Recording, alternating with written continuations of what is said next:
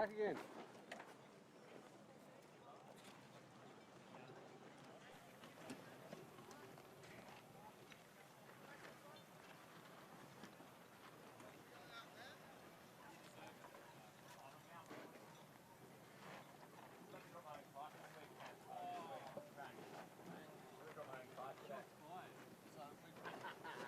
I'll be quicker in, I promise. Welcome Skiff fans, welcome to day 2 of the 2019 JJ Giltinan 18-foot Skiff World Championship, brought to you by the winning group. We are here at the 18-footers League again at Double Bay, Sydney, Australia for race 2, and today is sponsored by the renowned Italian kitchen equipment maker Ilve. Commentary starts from the Camera Cat at 2:30, that's in just a little less than 15 minutes from now, so join us for that. And yesterday you'll probably remember that the race 1 was won by our current champion, Honda Marine, very impressive performance. However, overnight there are several protests pending. We'll bring you the full update at 2:30 from the Camera Cat. For now though, I'm joined by Jono Whitty, Jono, skipper of this fantastic looking boat, Ilve, but also the boss of Aeromedia, who produce all the great pictures and all the technology behind getting the Skiff story out to the rest of the world. Jono, first of all, thank you for doing that. Yeah, thanks, Mark. Yeah. And look, on to Ilve, super important, these sponsors, I'm sure, Jono, but just how important to you as a sailor is the sponsorship at the Skiff Club? They're the lifeblood of this class. They're always here cheering us on, and I think it's a fantastic event to be part of, and also the sponsors have a really great time. And a sponsor such as Ilve, how do they contribute? Is it time? Is it money? Is it branding? How does it work? Oh, well, that's a good question, Mark. They put in everything, I'd say. They put in time, especially with Claire. They're always down here. The company comes down here to watch. They're going out in the JBW today they're one of the best sponsors down here. They're always signing up for. Got them for another 3 years, and yeah, super stoked to be part of it. Awesome. Now look, who came up with the idea for this branding? Because one thing's for sure, your boat, Ilve, is the easiest one to see on the harbour. Yeah, the vinyl, it's a little bit controversial on a speed perspective because it is a little bit heavy, but it does look awesome, and yeah, it's a bit shiny when you're trying to look at the bow going upwind, but I really like it, and it's a big standout from all the other boats down here. It is a massive stand. Look, John, early days of the regatta, best of luck today, and thank you to Ilve for sponsoring today, and to all our sponsors for keeping this Skiff League afloat. Yeah, cheers. Thanks, Mark.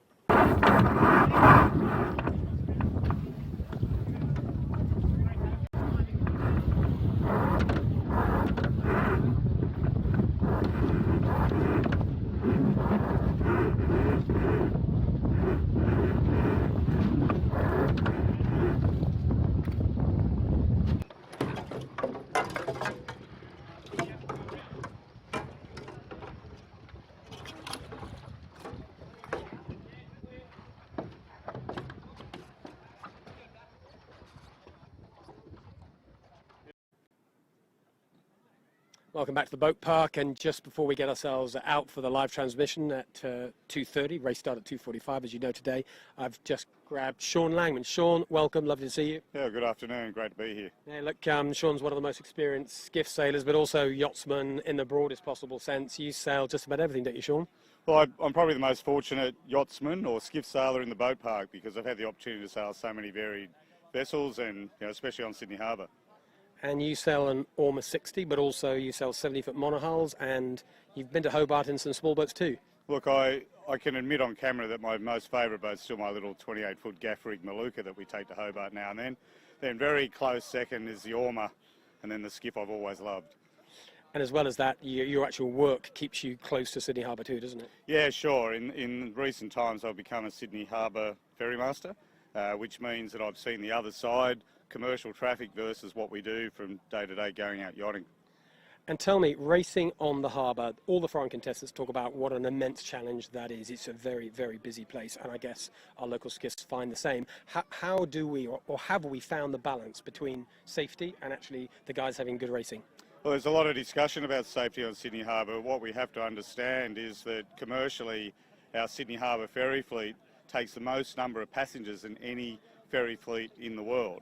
So financially for New South Wales, and also part of our transport system, is incredibly important. So they'll always take the first tier when it comes to safety and regulation. So they are given right away. It's a local regulation, but also the coal regs also dictate that something that is restricted by its ability to manoeuvre have rights over smaller craft. So is that a skiff as well? Is a skiff restricted manoeuvrability? Well, not so much, I'm afraid. Not so much. So it is, in some essence, a level playing field because we're all struck with the same set of rules.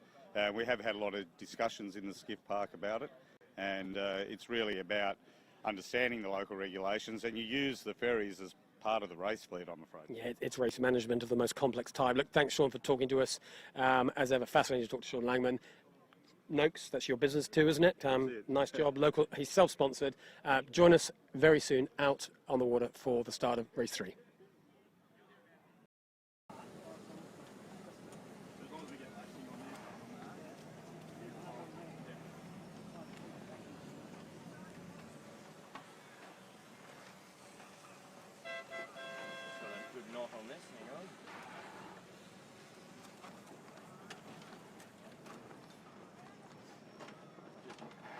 Bump the bow roller on a little. Came off second best. We thought we'd done the wingettes the last time, but we really haven't. What have I done here? Just get around. They get inside. So welcome back to the park. Briefly before this race, before we go live to the Camera Cat in just a few minutes' time at 2:30 local time here in Sydney, I've just managed to grab James Doran from ASCO. Doro, you've had a busy last day or so.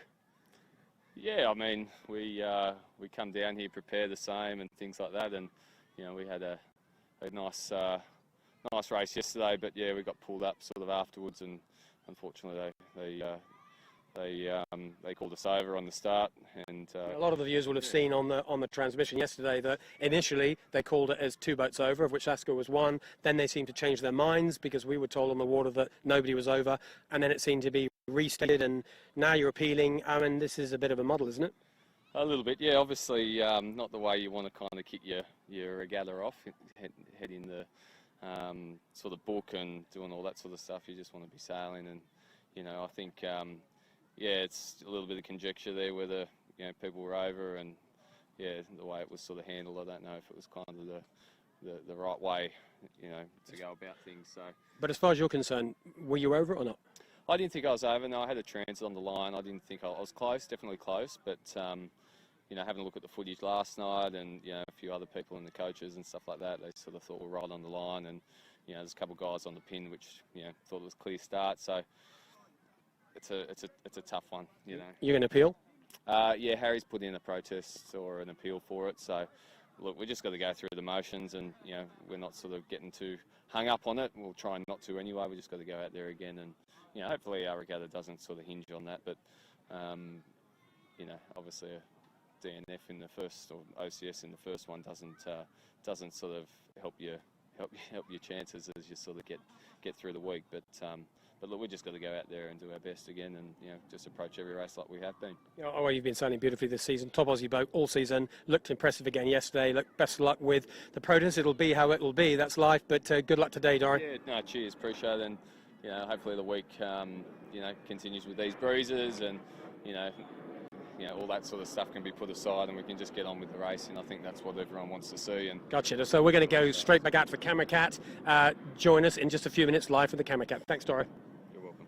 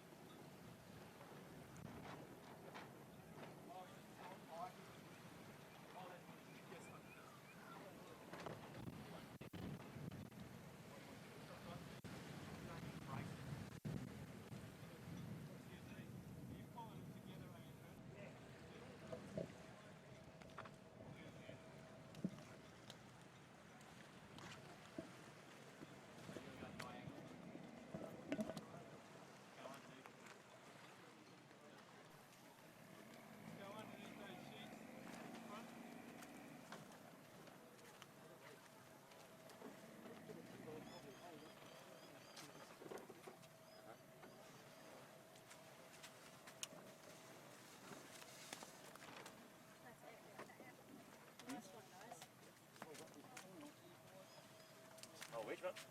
Put a pole in on the end of it.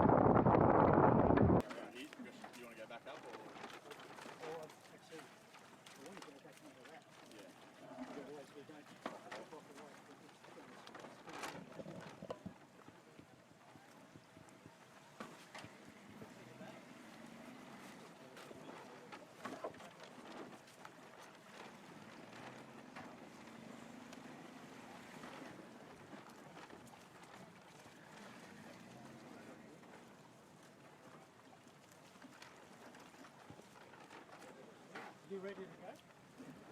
It will be. Just got to push Woody's trailer back again.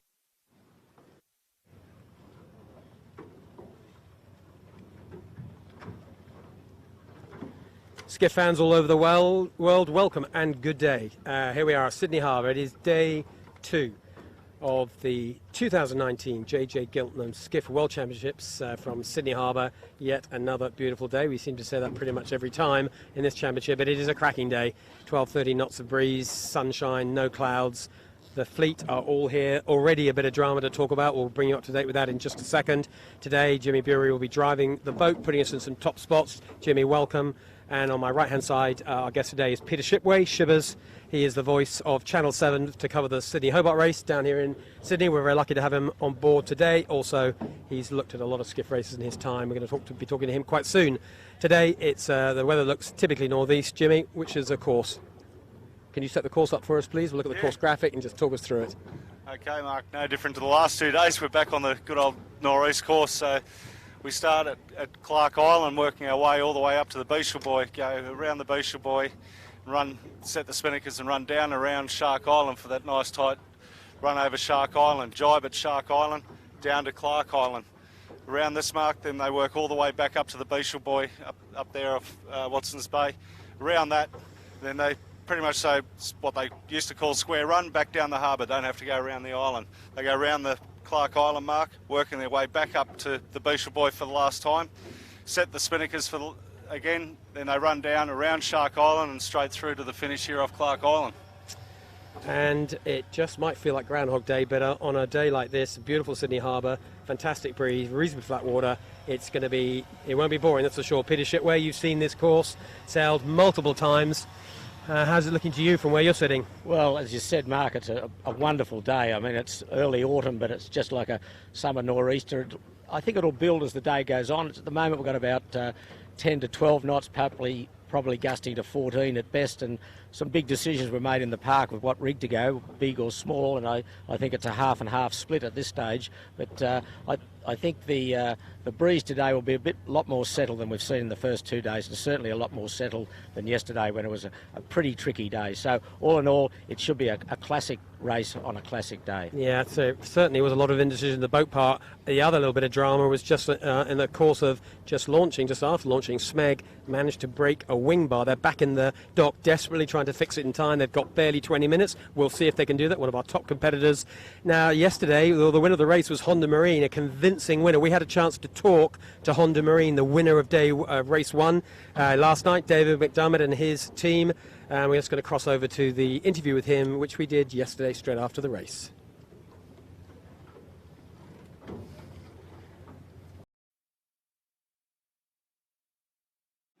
Welcome, Skiff fans, back to the Double Bay Park. Race 1 is done and dusted and finished, and our race winners today, the race sponsored by Rag and Famish, were Honda Marine. I've got the crew with me here in front of me, David, Matt and Brad. Great job today, guys. Awesome result. Talk us through the race. How did it look from on board Honda Marine? Yeah, so we had at the start, we struggled to get out of the blocks and hold a lane. May have had a few wrong settings, but the Esco over there, they got a really good high mode, so they showed that the whole way around the course, but we held in there, got a few shifts up the first beat, and took advantage at the top mark where it was a bit of a cluster, and popped around a few boats. And the beat, the top of the beat, looked like the right-hand side was a little scary. Yeah, very scary. There's boats everywhere. There's only about 3 different races happening with different fleets. So we were actually, the game plan was to stay clear of the right-hand side, but they proved that there's a big shift coming down. We could see it, and we just had to go for it, so we took it, and then yeah. And come the end of the race, you had a pretty handy lead. Were you feeling comfortable? No, not at all. We were coming down to Shark Island for the last time, and we just had basically no wind on either side of us, and Esco were coming in really quick. They had a big puff, and they chose to shoot the gap and roll the dice, I guess, and it looked like it was going to work for them. But we held tight, and we got Dave to de-peak a little bit. He was a bit nervous. And we got round the bottom with good pressure, and it exaggerated it at the end when they died eventually, but yeah. Well, it looked, from where we were looking, like it was a pretty calm performance, but quite a lot of spinnaker work today. That last leg looked pretty frenetic. Yeah, it was pretty hectic. A lot of on and off, a lot of feedback from the back of the boat. But yeah, like we flogged the first time going around Shark, that was pretty tough. Maddie had a bit on, sort of going in and out of the boat, breeze on, breeze off. So yeah, it was tough. Well, David, at the end of the day, results is what counts. Don't do much better than the first. You feeling calm tonight? Yeah, it's just good to start the regatta without a drop. If we can get through the first weekend without a drop, we're into a bit less traffic during the week, which should suit us a bit better. Well, look, congratulations, winners of race 1, Honda Marine. Goodbye from the boat park.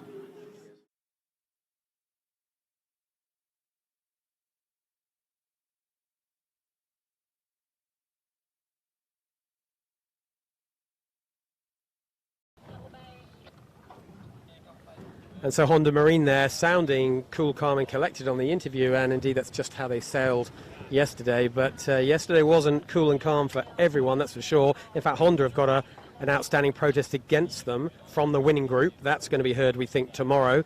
But the story of yesterday was OCS flags and reinstatement or whatever. But Shibbers, I know you kept an eye on what happened yesterday. What was the story and what is the status? Well, at the moment, ASCO, and who finished second across the line, and ASCC from New Zealand, who finished fifth across the line, have been registered as OCS, as you said, which means they were over the line at the start. The recall signal was fired and the numbers went up. They didn't return and they finished the race, and only to find out that they were OCS and disqualified. They're now going to protest, seeking for redress, because there are some issues with the race committee, whether they got it right or wrong, and the race committee changed their mind halfway through and said it's okay, then they've said it's not okay, so it'll all be spun out tomorrow afternoon by the jury. So who knows what's going to happen. I think that they'll probably be reinstated. That's just my feeling. Yeah, it's a lot of different versions. Of course, there's a lot of people that with a personal agenda on what happens with that result. Depending on who you ask in the boat park, everyone's got a different view. But one of the things that James Doran said on the interview you might have heard just a few minutes ago was that he's trying to make this not distract him. He had a good result in race 1 if he's reinstated. He doesn't want this to be the story of his regatta, that's for sure. But Shivers, you know all too well, it's very easy to get for the wheels to come off in a regatta. Certainly is, and to start like that, it's very unsettling, as you say. And of course, they're the Australian champion. They've won the club championship there, so they're one of the real hot favourites for this title. But you've got to give it to Honda. She was very sound in the invitation race and sailed an excellent race to win the first heat yesterday. Yeah, they certainly look good. Apart from Honda Marine, Jimmy, who else? Just cast your mind back. Who else impressed you yesterday? Winning group definitely impressed me yesterday. Just watching big Sammy Newton wheel that spinnaker over the top of Shark Island, like that's definitely something that is really good and fresh in my mind. Like, any kids watching it and they want to know how to work a spinnaker to get over a tight headland, watch the winning appliances go over Shark Island with Sammy Newton working that spinnaker. You are quite right, and they were the only boat to get round Shark Island on that lap without dropping their spinnaker. 2 minutes approximately to the warning signal, so get yourself ready. If you're going to run a clock at home, do that. We will have a clock on screen. A clock on screen sometimes is not absolutely reliable, so take it with a little pinch of salt. We'll try and get it as accurate as we can, but we will tell you, if you can't hear it, when the first warning signal goes off. Shippers, you've just spotted Smeg. Do you think if that wing bar was broken, how on earth would they have fixed it in 15 minutes, or are they just being optimistic? Well, you hope that they were able to fix it. They're out there and they're 3 stringing across the starting line at the moment, so you can only hope that they did repair it, but we didn't quite see how bad it was, and obviously it's not too catastrophic because they're out there and they'll be here at the start time, which is great news for them. Fantastic news. They've set a great race yesterday. Yesterday's conditions were kind of freaky, kind of funky. The separation between the fleet, as you might remember, was enormous, caused by big pressure variations on the course. The leaders always seemed to get to the good breeze first. They stretched and stretched, and there was a series of races within a race is kind of what happened, but as usual, the fastest boats seemed to get to the front. Like yesterday's shippers has just told us, a lot of controversy about the start, so Jimmy Beery is going to try and position us right along the line so you at home can have your own view about who's over and who's not. The drone will also be there too. We have a camera down at the pin end, and hopefully from all of those different angles, well, we'll, between us, try and sort the start out. There's just Smeg hammering past us. Yeah. Now, Jimmy, did you have a look at the fix there? What could you see? A bit of 4x2 and a hell of a lot of gaffer tape and some string holding that together, but as we were discussing previously, got to do whatever it takes to make it happen and get out here, and they've done what it takes. So. Well, I think the phrase is necessity is the mother of invention, isn't it? That was a very fast turnaround. Smeg looking pretty determined to be here. A bit of wood and some strapping, shippers. Is that going to last on a northeasterly 3 laps? Well, fingers crossed, but as we hear the warning signal. But I think, Mark, we're just looking up the course. The breeze is starting to freshen a little bit. The tide's just turned. The tide is now flooding, and I would expect this breeze will be up, so it'll be a big test for those boys with the big rigs, I think. Yeah, it's so interesting. In the boat part, there was an absolute split call. Nobody could decide what to do is the truth. In the end, as often happens, the first person that makes a decision, people then follow. But we think more than half the fleet are on big rigs. So the question is, well, these small rig boats, and I'm looking at Finport just there, you can see on screen, Finport on a small rig, as is Jared Simpson on the Black Dog GBR 47, but there's a lot of big rigs, ASCC, Vintech, they're on the big rigs for sure. So I haven't quite seen yet which of our current top contenders, winning group, it's hard to see from here which rig she's on. I think she's on a big rig actually. But anyway, it's going to pan out. We're going to see as they approach Bradley's Head what was the right decision. But in course terms, Peter, on a day like today, if you could, which way are you going to go up this first beach?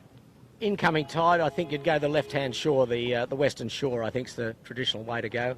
And the breeze looks like a nice solid nor'easter. So I would think that we'll be going up that shore and pouncing off George's Head into to the weather market, Beachel Buoy. So it's kind of get to Bradley's and sort out the Bradley's corner, as so often will be critical. That possibly means we're going to have a lot of competition for that pin end.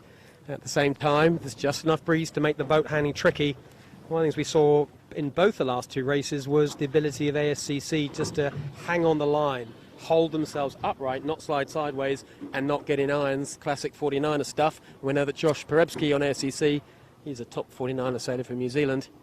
They've got a squad of 4 there, including no one else other than Pete Burling as one of the 4 looking for selection for the Kiwis for the 49er Olympic slot. Be interesting to see how that develops. Get ready for the 3-minute gun. It's just coming up in about 5 seconds' time. This is going to be an accurate time stamp for you guys at home. Coming into it now, and there we go. Oh, they missed the siren, but that was 3 minutes. There are 3 flags, but the siren didn't get sounded. Not much use for the crews, but luckily we're close enough to see it, and we've got our own watches set on GPS time. If you want to get the exact seconds wherever you're watching this, whether you're watching us live somewhere in Australia or New South Wales, or whether you're abroad, yeah, we have a lot of people watch us in Asia, just 3 hours time difference, west coast of the States, that's about 5 hours, and then take 24 off, you know what I mean? It's quite a nice time frame, this one, but in seconds, GPS time. You've probably got a GPS device in your house somewhere, that'll give you the seconds, we'll give you the minutes, you'll know where you stand, and we're now getting fairly close to the 2-minute gun, 20 seconds to go until the 2-minute gun. And most of the fleet down this end of the line, as often is the case, but at some point, usually about now, shippers, somebody shows their hand and tells us that they're after that pin. Won't be long. See Honda Marine down at that pin end. It's still just 2 minutes to go now, and Honda looks as though she's going to drive hard for the leeward pin ends of the line. Nice breeze now.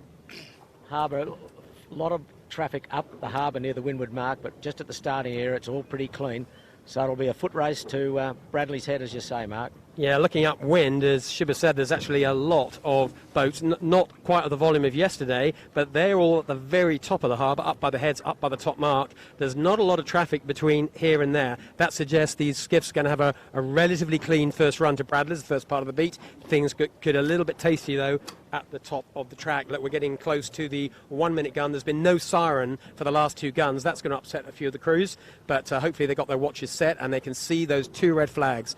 Two red flags becomes one flag in about 10 seconds time, and that is the 1 minute gun approaching. 5 seconds to go. I'll give you the countdown, and 3, 2, 1, and there it goes. That is the 1 minute gun. 1 minute to go at the middle of the line. We are lined up straight down the line right now. You can see, if you look at the distance, there's a committee boat. You can just about see the checkered flag right in line with this post, the post with a single red flag on. That is the starting mark. That's where all the controversy happened yesterday. At the moment, you can see the whole fleet are a long way back. Everybody's being a bit nervous after the OCSs of yesterday. OCS is on course side, for anyone that's not used to that particular shortening device. 30 seconds to go. No one anywhere near this line right now. But right down at the leeward end, that looks like Jared Simpson on the Black Dog doing a cheeky little approach on port to find himself a slot on the pin. And we can see from that drone shot, lots of space at the pin. Jared Simpson might be nailing this. He's got 15 seconds to go. The rest of the fleet starting to nudge their way up. Jared Simpson in some kind of stress to try and not get pushed over the line, and he's right on the line. He's going to be in a possible trouble. 4 seconds to go. The rest of the fleet look well behaved. There's the gun. I think that's just one boat over from how we saw it. Oh, there's a lot of conversation on the committee boat. Highly topical up at this end. Yeah, they've gone with 2 flags. I think that'll be it, just the 2 flags. And from our eyes, shippers, are you with me on that one? Just Yep. one boat over? Yeah, exactly. He got in there, there's a big hole, but he just pushed the pedal too quickly and he just pushed himself over by a boat length. But meanwhile, the fleet are on the march to Bradley's Head. Yeah, and the drone shot giving us a lovely view there of the boats down the pin end. They look even more left-hand than the middle of the fleet. We're up at the right side of the fleet, and we're just going to cruise across here, and while you guys enjoy the drone shot, we'll just reposition the camera cat. But the left looks pretty nice. As ever, the question is going to be, can you turn that left-hand pin advantage into enough space to tack and cross? Well, there's at least 2 to 3 minutes of speed, straight lines sailing to actually sort that one out. But as we come across here, you're with the camera cat angle now. We've got Panasonic Lumix, that's Katie Love from the US of A, looking with a lovely lane she's got there, sailing beautifully, lots of space to leeward. And then Finport on the small rig, already looking like they've got enough pressure for a small rig. Asco to leeward of them, that's a small rig as well. Kitchen Maker, Yandu, all looking nice, all a little bit of right in this, Peter, isn't there? Not the classic all pointing at Bradley's Head. No, the boats that came off the weather end of the line will lay Bradley's Head.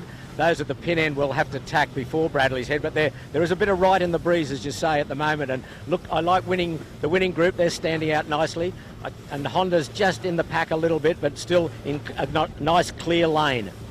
And the Smeg with the 2x4 repair, well, she's actually just to leeward of Honda Marine, just about holding a lane, but our Marine Pittwater, as she did yesterday, coming out of the blocks on fire, holding a lane with really good boat speed. Leading on the water right now is probably our Marine, because the winning group would not cross and tack them. So our Marine Pittwater, very early days indeed, current leader on the water. Winning group certainly close to them. Bingley, the most hard left boat, in really good shape. But our series leader, Honda Marine, well, another nice conservative start. Nothing too pushy, nothing too aggressive. And right now, Honda Marine stretching and easing into the boat to windward, which is Yandu, showing that she's got boat speed in these conditions as well. There she is on camera. There's Yandu just to windward. Honda Marine, last 2 days, Peter, she starts conservatively, but it doesn't take long for the boat speed to start to tell. Now you can see that right away, just a couple of minutes after the start. She's really doing a nice job here. And I think it's a big sail breeze at the moment. There's no doubt about that. And those boats with a number 2 rig on are really struggling already. And it's nice flat water with an incoming tide. The winning group is laying round Bradley's Head. Bingley will get right in on the lighthouse. She'll have to tack, but the remainder of the fleet are pretty clear on Bradley's, and they'll stand well up into Taylor Bay. And the boat that we thought was over the line, that's Jared Simpson's, the Black Dog. Actually, they've realised it. They're now sailing back towards the line with a spinnaker up, so that's not a great start. And just a call out to the Black Dog boat, Jared Simpson's son, Finn Simpson, is watching at his school. That's Pilgrim School. And I know the whole school class watch this race every single day, recorded on YouTube. Well, look, your dad did a great start, but he was just a click too brave, Finn, I'm sorry, but we're hoping he'll get back into it. But good on you for watching this race, and from Sydney Harbour all the way back in probably a cold and possibly a rainy UK. Back on the race course, here we are in amongst the action, the port starboard action, all happening just off Bradley's Head. And we're seeing Honda Marine picking her way through the traffic. She, of course, had starboard rights just going through, just ahead of Yandu, but Honda Marine heading in towards the bricks on the left-hand side, as is Smeg. And we know, Jimmy, that Michael Coxon, given half a chance, goes hard left, doesn't he, here? And it usually pays for him. Oh, 100%. Like, as Shippers alluded to earlier, hard left is definitely the way to go. He's got a tack out there. He's going to the reef there just off Bradley's Head. Now that's a part of the course. Smeg's just tacked hard left. You probably just saw that. We're just sailing past Asco. Asco looking pretty competitive again. Lots of kinetics, trying to get the boat over those waves, hold the lane against Kitchen Maker. Asco right in the mix early on. They're the side of the beat they want to be. They're not in any kind of big trouble. James Doran said on interview he really wants to get this show back on the road and not get affected by the dramas of yesterday. Well, he's true to his word. It's a very hard thing to do psychologically, but get on your Asco. I hope you can stay tough through this particular situation. Yeah, well, let's back on our series leader, Honda Marine. Somehow, Peter Shipway, in amongst all the hecticness of starts and all the stuff that goes on there, Honda Marine just cruises through. Yeah, she took she went behind Winning Appliance, the winning group. They were the leaders. They've stood out into the middle of the harbour. They're now coming back on starboard, but Honda going right into Taylor Bay, out of the tide, although the tide wouldn't be running very fast at the moment. It'll increase as the day goes on. But looking right up the course, Mark, we can see a big, huge block of flats, a cruise ship coming down the Western Channel, so that could come into play in about 10 or so minutes. Yeah, if you look at the very top of your screen right now, you may just see it. As Shipper said, it's a big white block of flats. It's a proper cruise liner. It will be pretty much on the ley line for the top mark in about 10 minutes time, actually a little sooner, 5 minutes. So this fleet are going to see that at some point, and they're going to have to plan their strategy. But right now Honda Marine is the most left-hand boat. They found a really nice ley line into this bay, which gives them a lot of runway, and they're doing what we seen them do yesterday, always a little bit of windward heel, keeping the whole thing trucking along. They got out of Bradley's without too much drama, resisted the temptation to tack over to the right, which seems to not pay. And at the moment they're probably in the top 2 or 3, maybe even better than that. But on the water we've got Honda Marine, which we're alongside, and just to windward is the winning group. And the winning group and Armoring Pittwater, Bingley, Smeg, there's your leading group, but in not at all far behind, Asco, Kitchenmaker and John winning on Yandu. It's a lovely conditions here, isn't it? The breeze maybe even dropped a little bit, but very flat water, not too many spectator boats at this point. That's until Shipper's Ferry comes through, or Shipper's Liner comes through. But right now, Peter, kind of nice conditions. Beautiful, absolutely beautiful. As you said, it breezed down a couple of knots from the start, but little puffs coming in, the breeze is starting to build again, but Honda in nice flat water, and she and the winning group have stretched out most of the fleet on starboard, laying in to Taylor Bay. Tell you who's looking good at the moment, Mark's Armoring Pittwater. He's he's right up in there. They are. I think you're quite right. They looked like that yesterday as well. They look very and together. Didn't see Bing Lee hiding behind Honda from our view. view.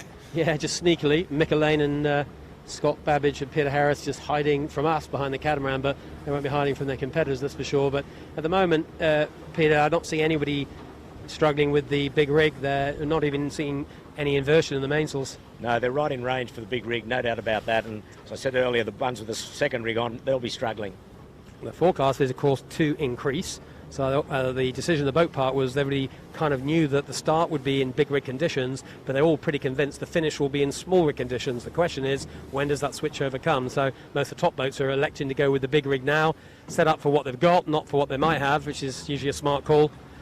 Honda Marine just tacking in front of us here, and you'll see Winning Group about to cross them. Winning Group is currently the leader on the water, and actually got a nice little lead. The Winning Group found a little bit of right-hander out there, I think, and that's just opened up on the Honda Marine.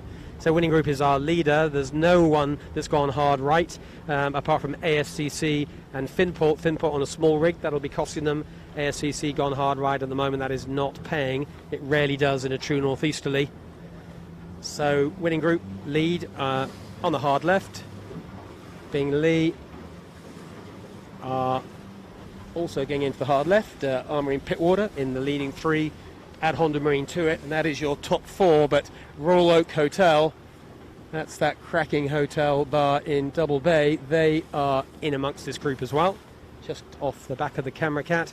You've just seen them on the drone shot there, and inside them is Smeg. You can't quite see Smeg. Just inside to windward is Smeg with the just-in-time repair. Fleet's pretty close. We saw how well Smeg kept it together yesterday, in danger of being thrown off the leading pack, but each time it looked like it was going to happen. They found a way to reconnect, and they ended up with a very nice result yesterday. And so far the breeze is not building in the way that we thought it might do. Jimmy, it was very hectic at Bradley's for you. I know, you were doing a lot of ducking diving. Thanks for keeping us in one piece there. It's a little calmer now, isn't it? The boats are spread out a bit. Spectator fleet not too bad. Kind of liking this. Yeah, actually a beautiful day on Sydney Harbour. I think tide's just starting to come in, so nice flat water. Not as much traffic as yesterday, so that definitely got my heart rate up yesterday, and we're all good today. It's actually really nice just sort of ducking and weaving in between these skiffs, just trying to get the best vantage point that we can. Looking at a lot of this leading pack, I think they're all heading over to the eastern shore with the ship coming in, because they have a pilot vessel that they're not allowed to cross between it and the ship. So you're right. So I think at this point it's the skiffs realise they could probably do maybe one more tack back to the left if they wanted to be cheeky, but pretty soon they're going to have to commit to the right hand side of this beat to keep clear of the big white cruise liner. But if they're in any doubt, as you said, the pilot boat will tell them. We had an interview with Sean Langman earlier on today about safety on the harbour. This is just the kind of stuff that happens, and you want every advantage if you're in a skiff in a World Championship event that you can possibly get, but you've got to stay safe. You stay safe because you obviously want to survive, but also there's the rules. You can get disqualified if you get within a couple hundred metres of these boats, and often that rule is treated, let's call it, shippers, flexibly, isn't it, in skiff racing? But I think in a JJ Giltinan, it's possible you could get protested and flicked if you actually cut across that rule. Yes, indeed. Just on Noakes sailing there, she's got the second rig in. They were debating in the park. They feel their second rig's a lot better than their number 1 rig, so they're in the middle of the pack, and they'll be struggling a bit in this air that's only about 12 knots at the moment. So Armour in Pittwater, we've mentioned them each day because they typically have been starting very well. Plenty of pace up the first beat, tactically all over it, and then for some reason by lap 2 or lap 3 the wheels start to loosen and then they come off. But Simon, and I talked to him earlier on today, he's very well aware of that. He's a bit frustrated by that performance, but he's highly encouraged, as he should be, by how well they're going. Today, determined to keep it together. Let's see if the promise is delivered. But yet again, Armour in Pittwater looking fully competitive at the top and at the front of a highly competitive 18-foot skiff fleet. he's been doing plenty of training, Mark. Like, I've seen him out during the week when I've been out doing other works on the harbour, and seen Armourine, the kitchen maker, the ASCO, the SMEG, all of them all been out training really hard during the week, and those train the hardest. Yeah, that's good, isn't it? Come, but just unfortunately for Sean, it just doesn't materialise to the whole race. So out to the right-hand side, we mentioned Finport and ASCC. We've got eyeballs them on now. They're just to the right of Bing Lee. There is Finport in a small rig, and gosh, that small rig looks small, doesn't it, Peter? When you're out of range of a small rig, it looks painful. Yes, you can see them hurting, but they're not too bad considering they're a small rig. They're doing pretty well. Yeah. ASCC is out to the right of them. You can just see that dart sail boat left of your picture. They are on a big rig. They went very hard right up this beat, which we said usually does not work in a northeasterly, and today it is, well, it isn't working either. ASCC plenty of boat speed, but at the moment not going the right way up the race course, and it's costing them. They're not out of this race, but they're mid-fleet at best, and we have got probably 3 or 4 minutes sailing to get to the top mark. ASCC, an awful lot of work to do at this point. So there's Armour in Pittwater. Sorry, just look at the backward shot just for a second. But we're back to, in front of us, we've got Bingley and Armour in Pittwater. We're seeing here Armourine's boat speed just slipping through the leeward side of Bingley as we just cross Royal Oak Hotel. And no problem at all. We were on starboard, weren't we, Jimmy, anyway there, I think. We had Always full rights. Yep, thanks to the Royal Oak boys, just giving us just a tiny bit of space. That's nice work. And in front of us, Armour in Pittwater, sailing with plenty of boat speed, and right in front of them, there is the rather large liner, that's for sure. So Finport doing her best to get through this light and tricky stuff for them because, of course, their rig's too small. ASCC, you can see to windward of them with the bigger rig just cruising right over the top of them. And that will be hurting Keegan big time. Any chance, Peter, if this breeze comes back, can the small rig boats come back into this? I think it's too big a gap now. I think the leaders are probably gone, and it's a tremendous battle up the racecourse between Honda and the winning group. We're on Bingley and Armarine. They're fighting it out for third. Armarine would be third at the moment. They're in the middle of the harbour, and Bingley is just soaking into Armarine. She couldn't hold a lane there. She's struggling to hold it. Armarine coming round her bow. We're about, I guess, 3 or 4 minutes from the top mark.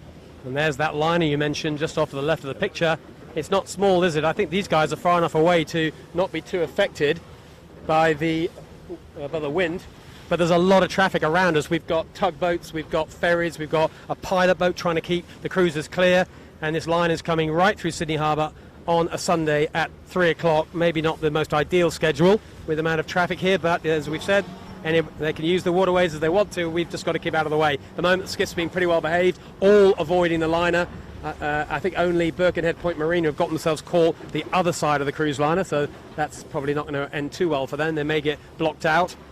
But back in the expensive seats at the front, it's still winning group leading. We're getting close to the top mark. We'll get up to the top mark quite soon and try and position ourselves for that first top mark rounding. But still, it's winning group and Honda Marine are looking like they've got 1 and 2 reasonably well sorted out. For the battle for the 3, 4, 5, well, Armarine Pittwater still showing plenty of pace and plenty of form, looking like they've got third at the moment.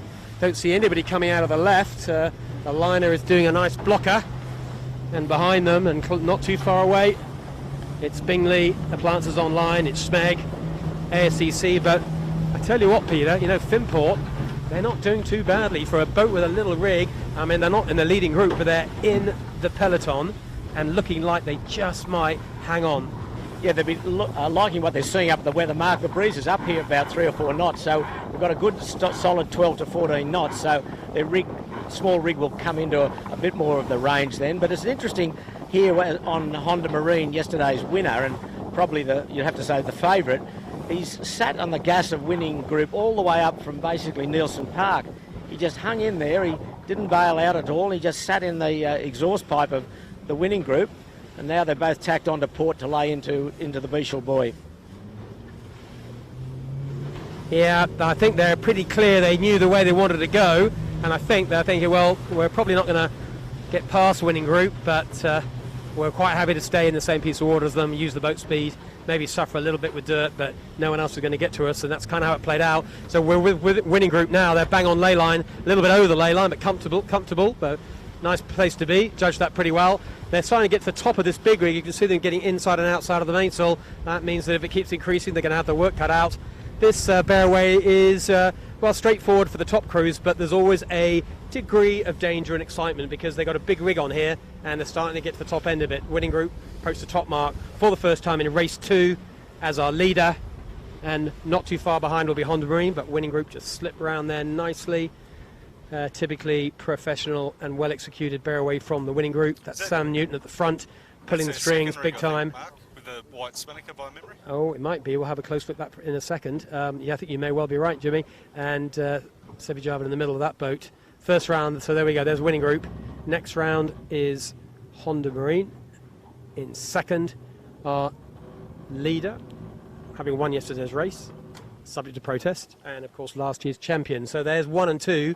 Firing down the harbour, flat out, and they'll be gone in distance terms, but the rest of the fleet is pretty close. Smeg, the guys who broke their starboard wing with just 20 minutes to go, they managed to not just do the fix, but get their act together, forget the distraction, sail fast, they go round in third.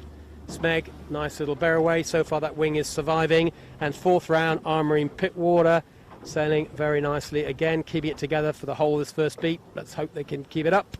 Fourth, that was Armarine Pittwater, and here comes fifth, Bingley. They looked more competitive today, Jimmy, didn't they? Each day, maybe they're looking a little bit better. Yeah, I think they'd be personally angry with yesterday's result, and a few things didn't go their way. But Bingley, they don't be mistaken, they're out here to try and win this thing. And sixth goes round to Appliances Online, Bretman Munster. There's ASCC, the boat that went a little bit too hard right from where we looked at it, but they've kind of got away with it a bit. They get round in 7th position. And then Finport, she goes round in 8th. Oh, ASCC got a bit of a tricky hoist. I don't think they quite got the men on the wire fast enough, just down in front of us. And the keelboat's going to get in their way. But Finport get round, Royal Oak Hotel, and now we're getting just into the edge of the top 10. There's SeaTech. Asco, not the kind of rounding they were probably hoping for, but plenty of time to make up. It's a top Aussie boat. James Doran sailing the Asco and his Noakes. This is Sean Langman, followed by John Winning on Yandu, and then it's Del Zotto. We haven't seen them for a couple of days. Have we a bit more breeze? Do you think, Jimmy, does that suit Del Zotto a bit more? I think it does, and I spoke to Jack this morning, and he was actually in really good spirits. So he's out here to enjoy himself, and I'll nearly put the commentator's curse on early. Do you think he enjoyed that rounding, Shippers? No. Heart in the mouth there for a moment. I think you're right. Rag and Famish will be next round. Birkenhead Point Marine has sailed they've been super competitive the last 2 days, and the light and tricky stuff not quite looking so sharp today. And then it's the Kitchen Maker Caesarstone, and behind them that looks like Marine. Oh no, it's the Brisbane 18-footer, followed by Marine Pool from Germany, and then it's Panasonic Lumix, Maersk Line, Ilve, today's sponsor, a little bit further back than John and Woody would like. Thank you to Ilve for sponsoring today's race. And then a long way back somewhere, I haven't quite seen them yet, is the British boat, the Black Dog, Jared Simpson's boat, who was over, as we all saw, and who sailed back under Spinnaker. So clearly they didn't realise they were over or something. Oh, I don't know what happened. Maybe they didn't clear themselves properly, but they will be at the back of the fleet with a lot of hard work to do. So let's get ourselves up close and involved with this leading group. Classic northeasterly, Peter, and often when the leaders disappear downwind, it can be a bit depressing for the guys at the back because they can barely see the leaders, but we know this could all change. Yes, they're jibing downwind, so it's not a one-legger as often you see, and they struggle down to get round Shark Island, but they've all dug out into the middle of the harbour, and it's very critical to get your jibe angle right, as we saw in the last couple of days, that if you miss out, you have got to drop the spinnaker and then rehoist again. Whereas the winning group did a fantastic job, as you mentioned earlier, getting down past the island yesterday without dropping their spinnaker. But they're getting ahead of it a bit as they get into Rose Bay, and both the winning group and Honda Marine have gone right out to the middle of the harbour, so it's going to be a pretty tough battle to get round the island. So you think I think you're right. I think they may get to a point where that lift that they absolutely depend on just won't be enough this time to get them up around Shark Island. But I somehow feel we've said that a lot of times, and somehow they nearly always seem to. Yeah, they're all top crews, and they just seem to find a way, don't they? Yeah, if there's a way, they seem to find it. We're on Finport right now, small rig boat, doing pretty well for a small rigger. This is the place, the Nielsen Park Graveyard, where so many skiffs capsize because there's a bad wave pattern. There's a lot of spectator boats that cut the corner and come in here, and you've got to be committed, and that was a very good committed jibe. Jimmy, you liked that one, didn't you? Loved it, absolutely loved it. It's almost straight out of the textbook. Well executed by Keegan and his guys. They've got a determined look on their face. He'll be hoping the breeze builds and puts his small rig right in range, but he's surviving pretty well so far. Yeah, well, they're slightly heavier crews, so they'll be wanting it to build, obviously.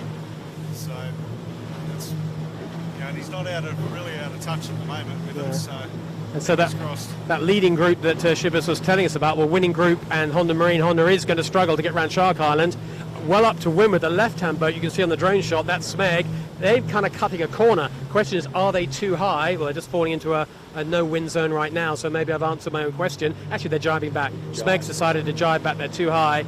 Coming back on starboard at Armouring Pittwater. Appliances Online, but it's winning group still leading, looking like they might have absolutely nailed this ley line just like they did yesterday.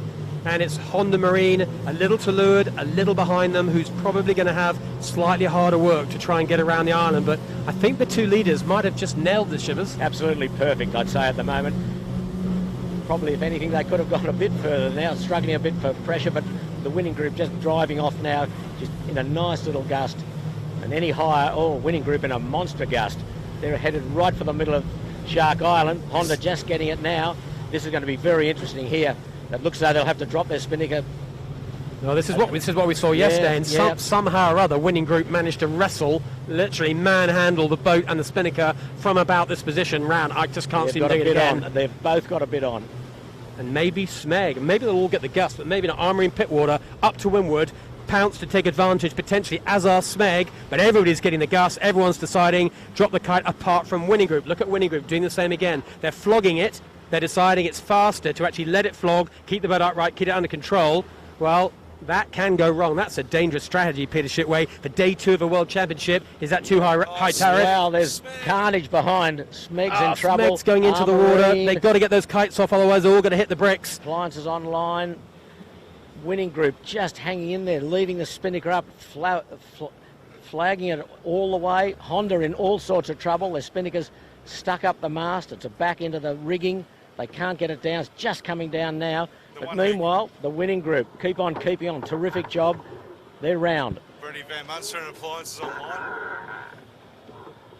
For the second day in a row, Winning Group, I was going to say the only, but Appliances Online have kept the kite up, as have Smeg, but not anything like with the control and precision of Winning Group, that's for sure. That's a big difference, a boat handling gain to Winning Group without any question, but I'd say all these boats did pretty well. That was a really tough set of conditions. So that's Armory and Pittwater, Smeg, Honda Marine, Appliances Online. Appliances Online, a big gainer in that little manoeuvre. They're going to end up in second, but all these guys handled that pretty well. And ASCC, Josh Perebski, he's about to join this party as well. He dropped his kite, but he's nipped round the corner. He's in fully competitive today, that is for sure. Or if he can get that kite up, lads, be careful. Right on this mark here. We just managed to get a picture of ASCC there, but they're back in control. Here comes Bing Lee flying in fast. Here's Finport with a smaller rig.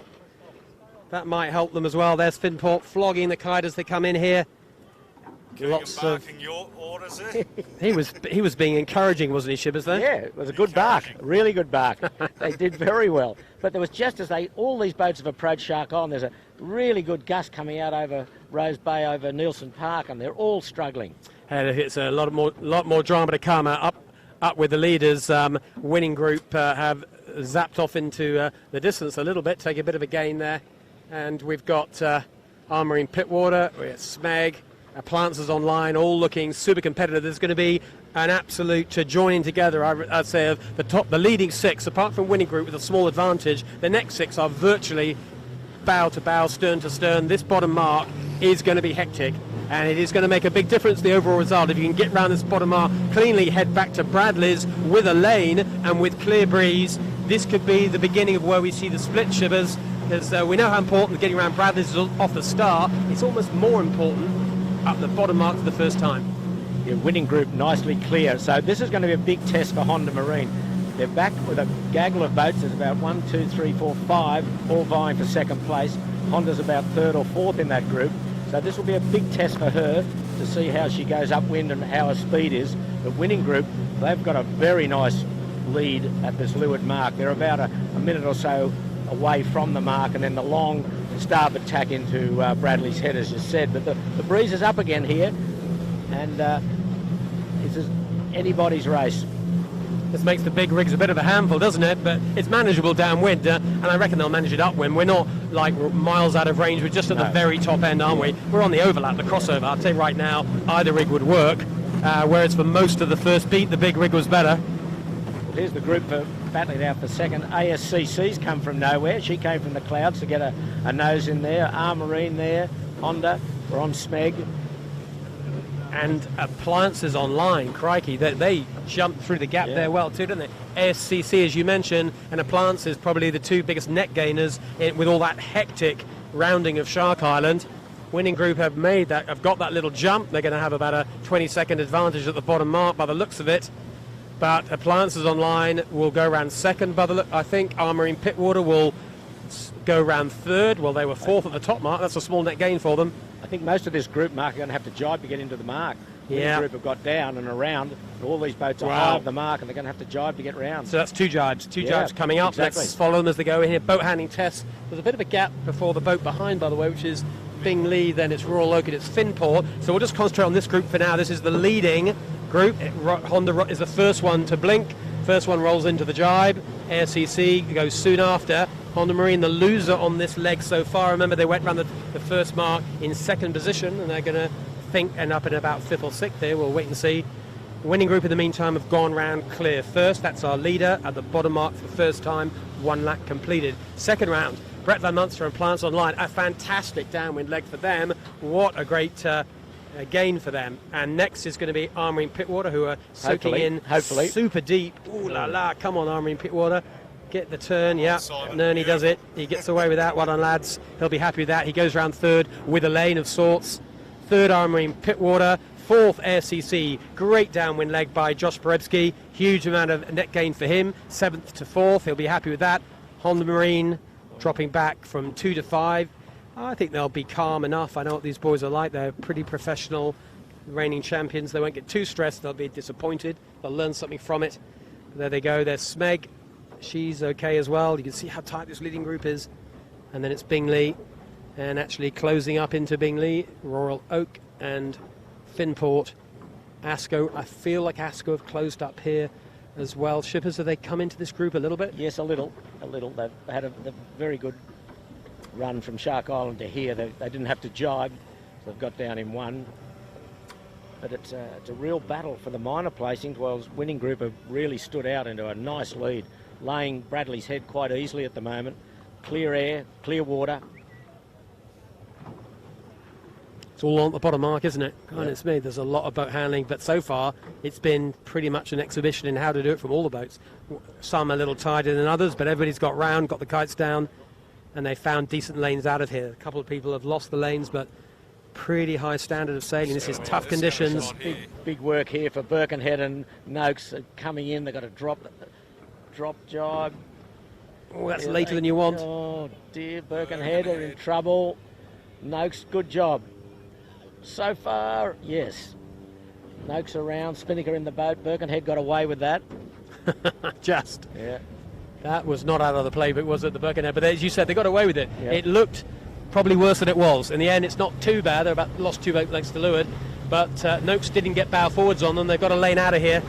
And they will live to tell the tale for another day. After them, that's Kitchen Maker, Caesar Stone, Del Zotto. We got Brisbane 18, which is helmed by the current Australian International 14 champion. But Brisbane 18 just capsizing on the bottom arc. We just saw that out of the corner of our eye. You might have just got that on the drone, maybe not. They're going for a little swim. That'll slow down their progress. And behind them is Maersk Line.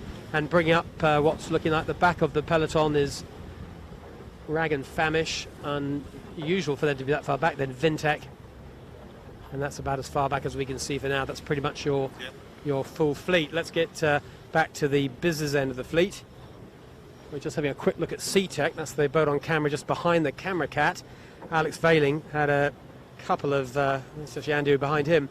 Alex Veiling had a couple of really good days on the water. Yesterday, a little bit more mixed.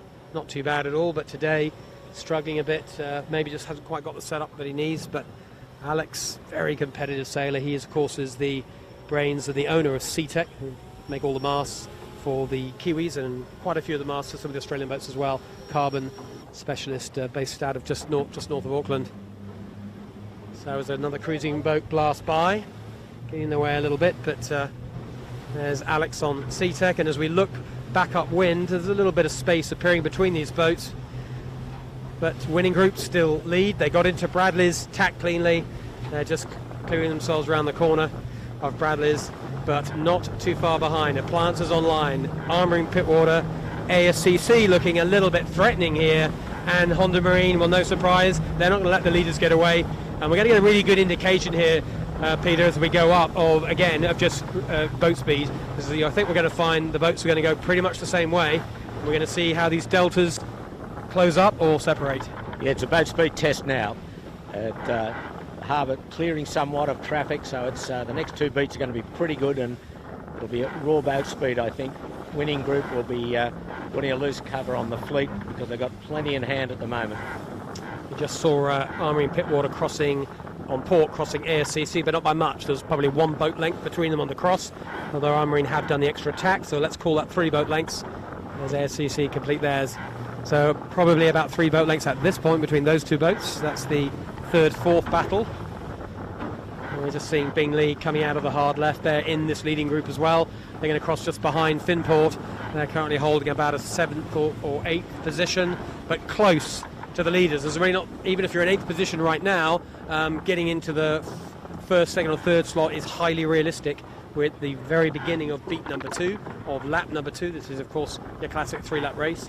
This time we get up to the same top mark, but we go downwind to the bottom without the detour to Shark Island, so maybe a little less dramatics on spinnakers on the downwind of leg 2, and that would be lap 2 finished, and then of course one more lap to the finish, so a long way to go.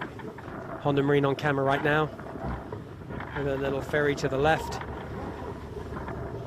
and just to the right of them we're just seeing ASCC throwing in a rapid tack to stay this side of our Marine and appliances online. Just a tactical manoeuvre. That's ASCC, you can see there. Honda Marine ducking ASCC. Wow, all this group to the 3 have done nicely. Honda Marine doing her best to get back into it, but she couldn't get across those 3. All of the fleet seem to like the left-hand side. That's where they want to get themselves to. That's a ferry telling Smeg in no uncertain terms, do not even think of crossing us. That's the single siren sound that Sean Langman talked about on the video interview earlier on today. If you haven't seen that, replay at the end of the race, replay the transmission. You'll see Sean talking about safety and skiffs on the harbour. Fascinating chap, smart guy, well worth listening to. He mentioned that exact issue. So, Smeg have tacked away. Finport tacked away. But hard left of us, the leader is Winning Group. The whole fleet shippers, they like the left-hand side, apart from Honda Marine. Any thoughts of what Honda's doing out to the right? I think he's rolled the dice a bit. I think he was buried a little bit and he wasn't making much progress, so he's gone right hard into Shark Island, while, as you said, the rest of the fleet are hard left. The Winning Group right in Taylor Bay, just coming out now on port. But Honda still going in towards Shark Island, so he's going hard right. He has rolled the dice. But not his. Normally he's just conservative, isn't he? Cool, calm, conservative dude. But he's looking, as you said, he's either getting a little bit itchy, so he's trying to create some separation, or maybe he just fancies clear water to get the boat speed to work for him. He's just tacked, as you can see, to come back on starboard, but the Winning Group standing out of Taylor Bay now, and still a clear lead, but Honda's in nice clear water as well. That's Winning, interesting. And that's Winning Group just crossing this boat in front of you. Probably see at the top of your picture. So that's just what Shippers was talking about. The hard left boat, the leader is Winning Group on port tack now, about 10 boat lengths, maybe slightly more, up to windward of these 3 boats on picture right now. So there's not a lot in it. These 3 boats having their speed test all their own. At the moment, ASCC is probably looking like the sharpest of these 3 boats in sheer boat speed terms, and they've done some pretty nice tacks as well. Appliances online slightly slipping back out of these 3. Armour in Pittwater, kind of the meat and the sandwich, but still pretty impressive sailing from Brett Van Munster on Appliances online, from Simon Nern on Armour in Pittwater, hanging on to one of the hot favourites for the series, Jimmy. ASCC Josh Borewski, second last year, only by 1 point. We all said we like the look of the way these guys sail, and the 2 other Aussies are actually keeping him honest. Yeah, well, I know Brent likes it when the breeze gets up, and I'm sure as even if we get 2 more knots, the smile on Brent's face will get bigger and bigger and bigger. And Simon Nern on Marine Pittwater's hanging in there, and really giving Josh on ASCC a bit of curry, which is good to see. Like we were told that the ASCC and Honda Marine wouldn't see anything but their tail lights. Yeah, well, we're going to see all these 3 boats close up to us now. They're going to have to tack fairly soon, because the rocks of Taylor's Bay are approaching. Appliances Bells first. That's just squeezed out by Armour in Pittwater. There they are, just tacking away. So we've now got a 2-way battle. ASCC out here on the left. Armour in Pittwater got a nice bit of boat speed on. Right, actually coming into ASCC, to be honest, right now. Looking really good here on the left. And Peter, what are you seeing out on the right-hand side? Well, I've seen that Honda's done very well. She closed up on the Winning Group, and she could easily be into second place now. So we're watching these 2 boats that were vying for second. ASCC and Armourine both bailing out now onto port. But Honda's come right up the middle in a nice right-handed shift, and Winning Group has gone across to engage him. And I think Honda's going to be a lot closer than she was, certainly at the bottom mark. So interesting to see. You're quite right. That's surprising how well Honda's done there. But we saw the 2 tacks there, and interesting for any kind of students of skiff sailing and tacking, a decent difference between the technique of those 2 boats. I'm sure Armour in Pittwater won't mind me throwing a little bit of spotlight on them, but hill angle was too much on the exit. Exit angle wasn't quite right, and they stopped pretty obviously out of the tack, whereas ASCC flat all the way through, flat out, half a boat length gain straight away. So Armour in Pittwater going to have to keep working on that technique, but they are looking fast enough, fast as you like. which is good to see. But so is Brett Van Munster. As you said, Jimmy, Plances online. As soon as the breeze is up, even a little bit, you know, they're pretty slippery fellas. Yeah, mate, Brett loves it. Like he'll take it straight to them. And it'll be like a different boat. Yeah, we've got another ship coming in the harbour, Pete. It's on the Eastern Channel, which is very unusual. I suppose there's so much traffic on the western side that this ship coming on the Eastern Channel. They cleared the Western Channel with the last ship, so yes. They cleared the Eastern Channel with this one. Yeah, Peter, you mentioned that Honda done well on the right. They actually then tacked back for a bit more, didn't they? Yes, they did. I love it. I really impressed at what they did then. I mean, it was against the good book. They went out in the middle of the tide, and but they've got excellent speed as well, as we saw it last year. They are really smoking. They've moved into a clear second place, and they'll be challenging Winning Appliances by the top. The Winning Group by the top mark. I think you're right. I mean, maybe it's just as simple as the fact they're just going dead fast, so they can kind of go where they want to. Just clear air. They need clear air, obviously, to sail the angles they want. And once they do that, well, a little bit of tide, a bit of shift. They just don't mind too much about that. But we're seeing them here on camera. There's Honda Marine. You can see just in the distance off their bow, there's our leader Winning Group. To leeward of Honda Marine is now Appliances Online, ASCC and Armarine Pittwater. So Honda Marine was behind that group of boats, but her little flick to the right, turn on the boat speed button, and suddenly she has pushed herself into, right now, a clear second. We're a little more than halfway up this beat for the second time, probably about 2/3 of the way up. About 6-7 minutes sailing to the top mark, and we're seeing a leading group develop. Smeg are trying to hang on to this leading group, as are Bing Lee. Neither are that far behind. It's interesting, as you said earlier, Mark, how they sail this Honda Marine. The boat is really rocked into windward, if that makes sense. They're well over the vertical, and most boats sail with a little bit of heel to leeward. This boat sails with heel to windward, and they are really motoring up here. Yeah, you're absolutely right, Peter. It's kind of particularly marked actually in the lighter conditions, because in the light and tricky stuff, it's really hard skill to do, because of course you don't want the boat falling on top of you. But there's some really fancy crew work goes on. They're super fast, the crew in and out, as you'll see. We might even see them here doing that a little bit. We'll wait to on the drone shot now. There we go, up close and personal. The crew are working the boat all the time. They're very low on their wires as well, maximising their righting moment. Often boats with windward heel sail with high wires to stop dragging in the water, but if you're super confident of your technique, you heel to windward and you go low wire, more righting moment if you can pull that one off. Right now they are. But Honda Marine seem to be a little bit higher than all the boats around them and about the same boat speed. This is working nicely for them. So our series leader and our current champion, Honda Marine, we did say before that maybe they'll just keep it cool and calm and rely on the boat speed to get them up there after a disappointing first downwind leg by their standards. Well, they've done exactly that. They're right back into this race. I think Winning Group will cross them, but they've closed up significantly to the Winning Group, and that cross is going to happen in about 45 seconds, so stay glued to your screen wherever you are. This is the critical cross. I've got Winning Group by eye still across them, but it's not a lot in this. A little letdown maybe for the Honda guys there, but yeah, Honda Marine are right into Winning Group. They're on starboard, of course. If this looks even a little bit sketchy, it's going to get exciting on the cross. Cruising boats coming to add a bit of fun to this. They're going to get in the way of the Winning Group probably more than anyone else. Still marginally clear across. There's not a lot in this. This could be worth a shout. Nah, probably not.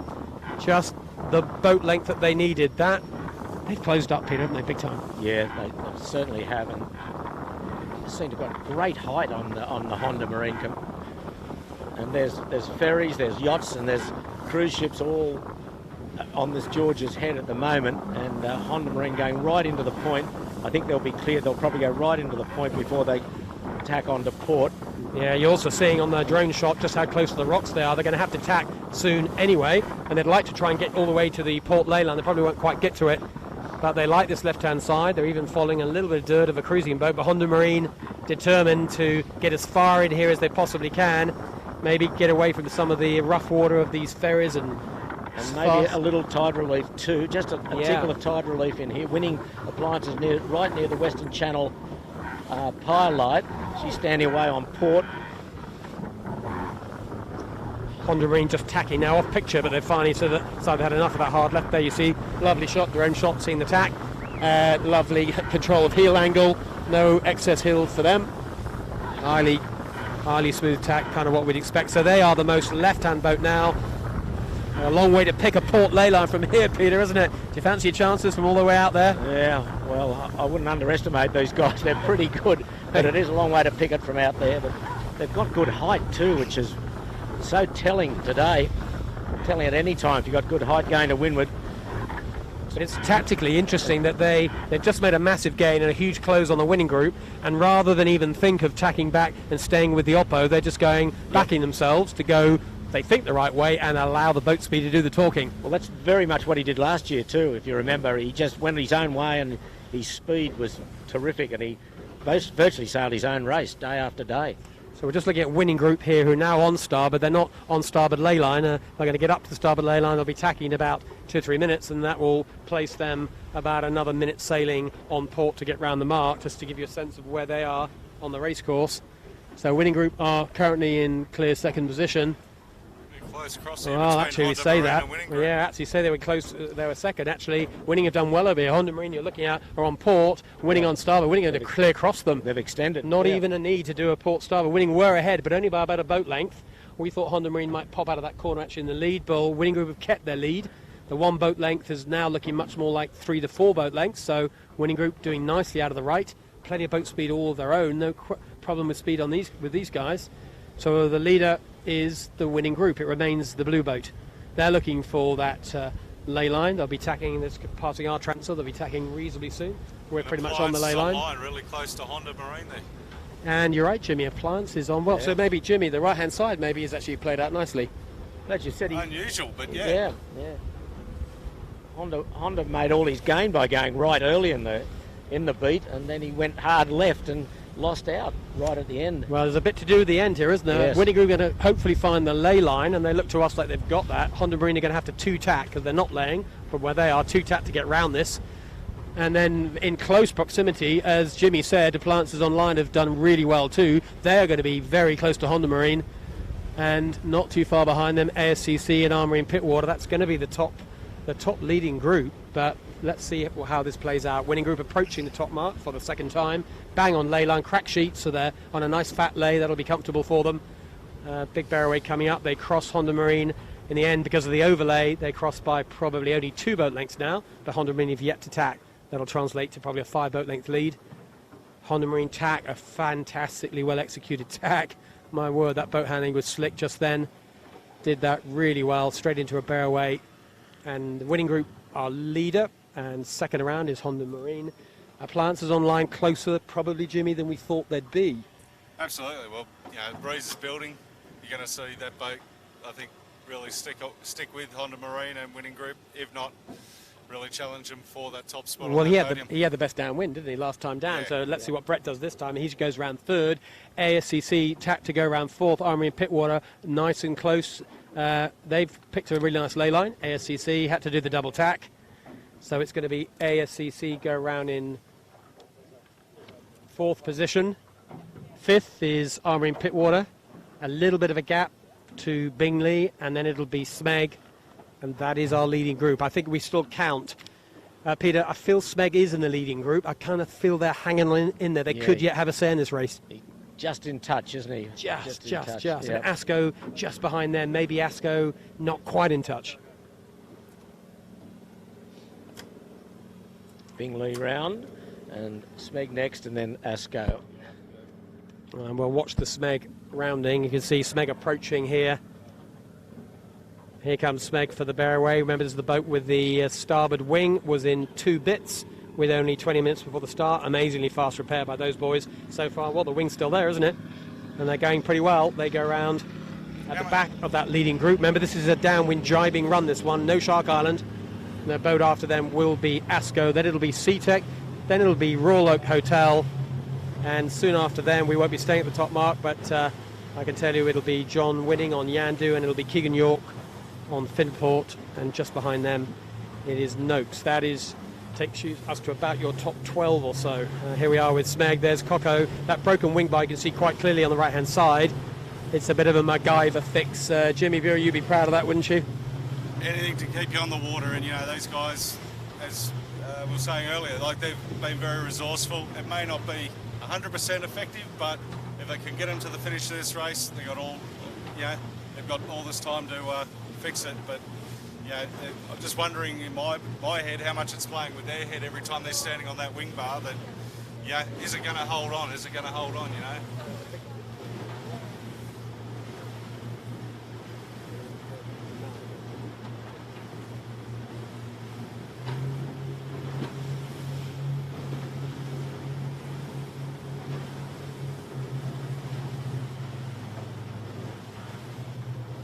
Shippers, you fancy being on board Smeg right now?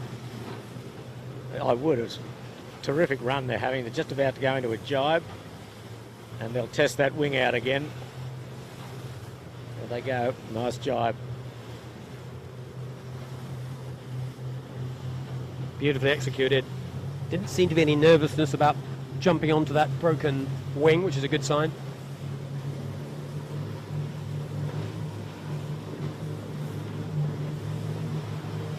So a lovely drone shot for Sydney Harbour, looking down on the middle pack. We're down on the water in amongst these guys. It's a fabulous day out here. It's 25, 6 degrees of air temperature. Just looking ahead, Winning Group have got a problem, Mark. They've dropped their spinnaker. I don't know whether they capsized or what, but... You are right, the jibe. Maybe a problem on the jibe, or is the pole gone? The pole's gone. Oh, it's hard to tell. They'll get ourselves up there. Nice spot by Shippers. Something's amiss, and they've dropped their spinnaker. Dear oh dear, this is tragic for them. This is tragic. You're right, Honda Marine have already overtaken them, as have appliances online.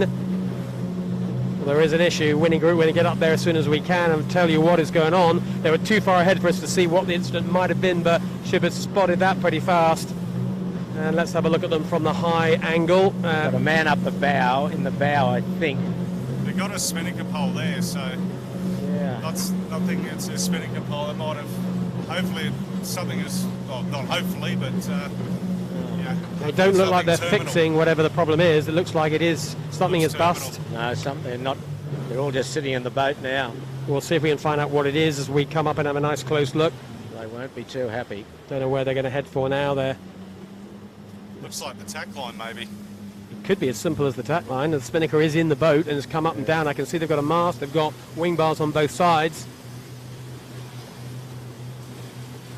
Bit of a blank look. No tack lines there. Not sure what the issue may be. Well, you've got a feel for them, don't you? You do. They'd sailed a terrific race, and they were just consolidating their lead after Honda Marine took it to them. But now, back at the racetrack, Honda Marine is powering past Bradley's Head in this beautiful 14 to 16 knot nor'easter. A clear leader now with the Winning Group out of the contest. And Appliances Online, a clear second. They've moved away nicely from ASCC and R Marine. Well, that's a letdown, isn't it? Well, it's a letdown for Winning Group, but what a break for our current champions, Honda Marine. That's just a gift from God, isn't it? Just came their way, and they were there or thereabouts. They were closing in on Winning Group, but Winning Group had held them off, as you said, Peter, and at that top mark, there's not much between the two of them, but Winning Group were the leader. They jibed out onto the right-hand side of the harbour. At that point, everything looked just fine. Something happened, quite possibly when they jibed back. Bear in mind where they were positioned, but we don't know what it is. We couldn't see anything obviously wrong with the boat. Likely to be something to do with the tack line, or maybe, of course, it could be a halyard. We'll find out when they get in the boat part, but that's going to be a discard because there's still a lap and a half to go, and with no spinnaker, realistically, they are going to be out of a score that could give them a result. Yeah, it's gut-wrenching for the boys on it's a shocker. They'd sailed a great race, hadn't they? They'd sailed pretty conservatively, tactically, hadn't banged a corner. Shippers, plenty of boat speed on with the Winning Group today. Yes, excellent. They look very sharp. Anyway, the race continues. ASCC, we're looking at on our rear camera behind us. They are keeping the pressure on everyone as well. Armour and Pittwater just behind them. And we're just cruising past Appliances Online, who've the guys that had the best run for the first downwind leg, and they're showing the same kind of form. Plenty of boat speed flying down here. Definitely got the biggest smiles that we've gone past. Brett loves a bit of breeze, doesn't he? He loves it. and they are pretty much laying this next mark. There might be a short little jibe at the end, but I've got them at the moment pretty much on ley line. So Honda Marine are going to get around this first mark, assuming no boat handling dramas in first place. The Planters Online you're looking at now, they're barreling down here, perfect northeasterly, now 19, 18, 19, 20 knots, reasonably flat water.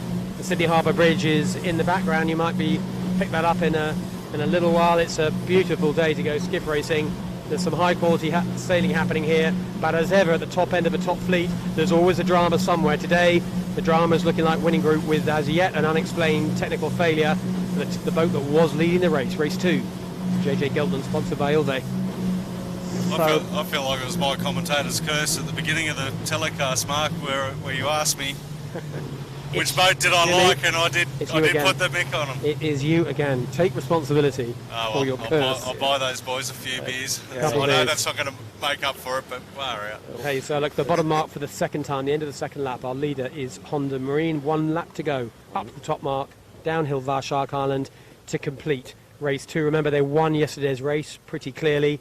They are heading for a win in race 2, but of course, there is still 30% of this race yet to do. But the leader, Honda Marine, clean and tidy, off they go to Bradley's. Second round is looking like a Planters Online, and you've got to be impressed, shippers, by these guys. Well, I mean, I know they're good yachties, but they have a second in a World Championship race and looking like they belong here, absolutely. They certainly do. Just jibing now to a little short hitch into the leeward mark, and they're off after Honda Marine. But I just take the moment to talk about Honda Marine. Of course, they were the defending champions, and they were the first New Zealand boat to win since 1974, when Travelodge won, and skippered by Terry McDell. And I know Terry and his crew, Kim McDell, his brother, and Peter Brook are all watching this telecast, and we wish them well. And Kim's coming over to Sydney next week to watch the last 2 days of racing, so he'll be a very welcome visitor to our shores. Yeah, we'll look forward to seeing them. Look at this at the bottom mark, just 3rd and 4th. AFCC had to get the card off early. They went laying, and they just managed to get inside rights on Armory and Pittwater, not by much, but some great boat handling. What a jibe. What a jibe from AFCC. Make sure you re-look at that one. Anyone who's learning to sail skiffs, that's about as good as you get an 18 round a bottom mark. Admittedly, they came in with pace because they're 2-sail reaching, but still well executed. Armory and Pittwater go around in 4th position. A little bit untidy with the Armory and Pittwater boat, but they've got round. Bit of work to do on the spinnaker. Bingley and Smeg coming together a little bit, but a good test. Bingley, the breeze has gone a fair bit right here. Bingley's forgotten to turn the corner. Well, they haven't forgotten, of course. He's waiting for Pete Harris to sort that spinnaker out. Plenty on with these 2 boats, as with Smeg. But look at the difference in the gap rounding the mark versus ASCC. Interesting one to watch. We'll look at that later on as quite how the ASCC guys pull that off. But I think they've probably got their kite mostly packed away, Jimmy, and they came in with masses of boat speed, which of course unweights the boat. But you've still got to execute and keep the boat dead level. They did both those things beautifully. They did it absolutely textbook perfect. You've got to have boat speed to jibe. You can't jibe without boat speed. They had their spinnaker down, packed. Yeah, nothing more to be said. And a lot harder for Bingley. Pete Harris had plenty on there trying to get that kite off and balance the boat. Pete's no slouch in the bow. No question about that. Royal Oak, please keep it up. Anyway, here we go. More action down here. That's Royal Oak, as you said, struggling. It becomes a tricky ley line because the breeze seems to increase as you come down. Every boat's had the same issue. They all think they're laying beautifully, and suddenly, we're not. Yeah. Same with the Royal Oak. Here comes Finport just behind them, but Royal Oak did tidy up. Well, it looks like a bit of a mess, but they're under control. They've come back into this race a bit. Finport's got a bit on. Yeah, they have. Do you, shippers, I'm kind of wondering why they haven't got into this fleet a bit more. They've got the right rig now, haven't they? Yes. Just too far back, do you think? Yes, I think so. And it's still marginal. I think most of the boats are comfortable with their number 1 rigs. Yeah, you're right there. You're right. Finport go around just behind Royal Oak. Of course, the small rig not going to give them a lot of height, so Finport's going to have to sail super thin to stay on that lane. And then it's Yandu comes round next, and then it's Noakes.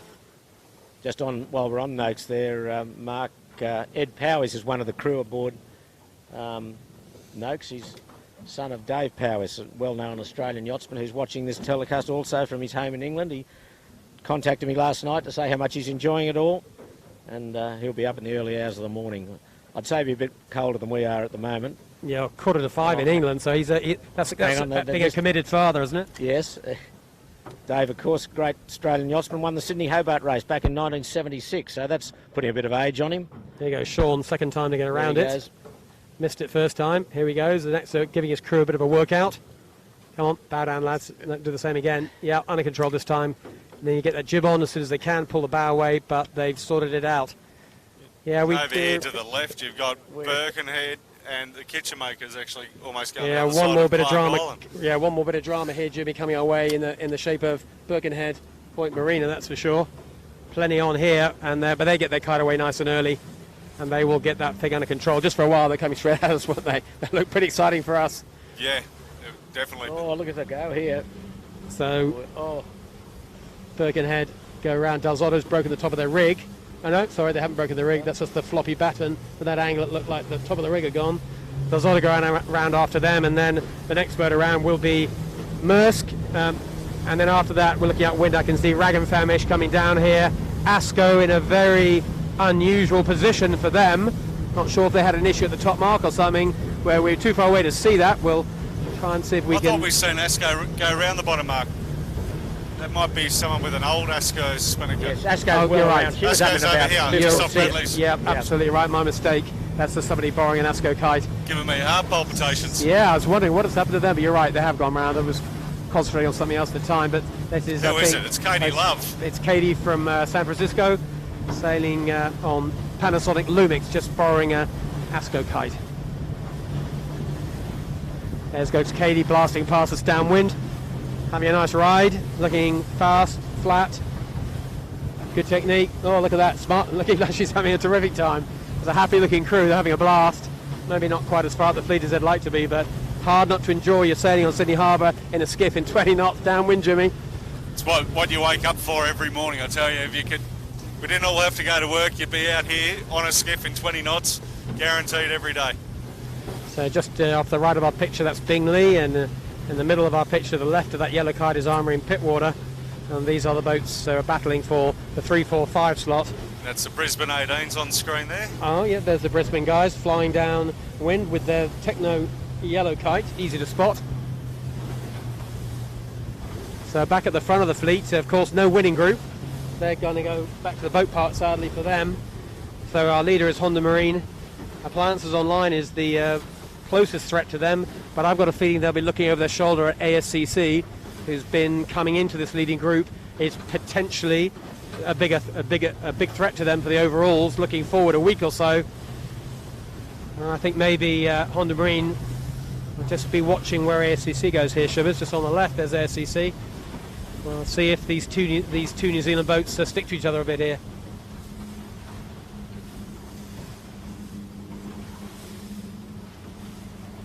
I think Simon Nern here's done a great job with, just sticking with it so far. I'm not going to say the name of his boat because I'm not going to put the kiss of death on the poor bloke. What we said before, Jimmy, wasn't it? It's about can he do 3 laps? Yeah. And Andrew Buckland, who often commentates with us, often talks about the fact that a northeasterly is all about lap 3. Plenty of people can do 2 laps. Not very many can hold it together for 3. Well, I've always liked that theory from Bucko. He's done a few laps for northeasterly. I think he's right. We're going to see who can do 3. The SCC boys, of course, are 49er sailors. You'd think they'd be fine to do it. Well, we'll see. We'll see if Armour in Pittwater, after 2 days of looking competitive, but then not quite holding together for lap 3, this is the chance to put that all right. Let's see how they go. But back at the front, still Honda Marine lead by about 10 boat lengths, maybe 15, from Appliances Online.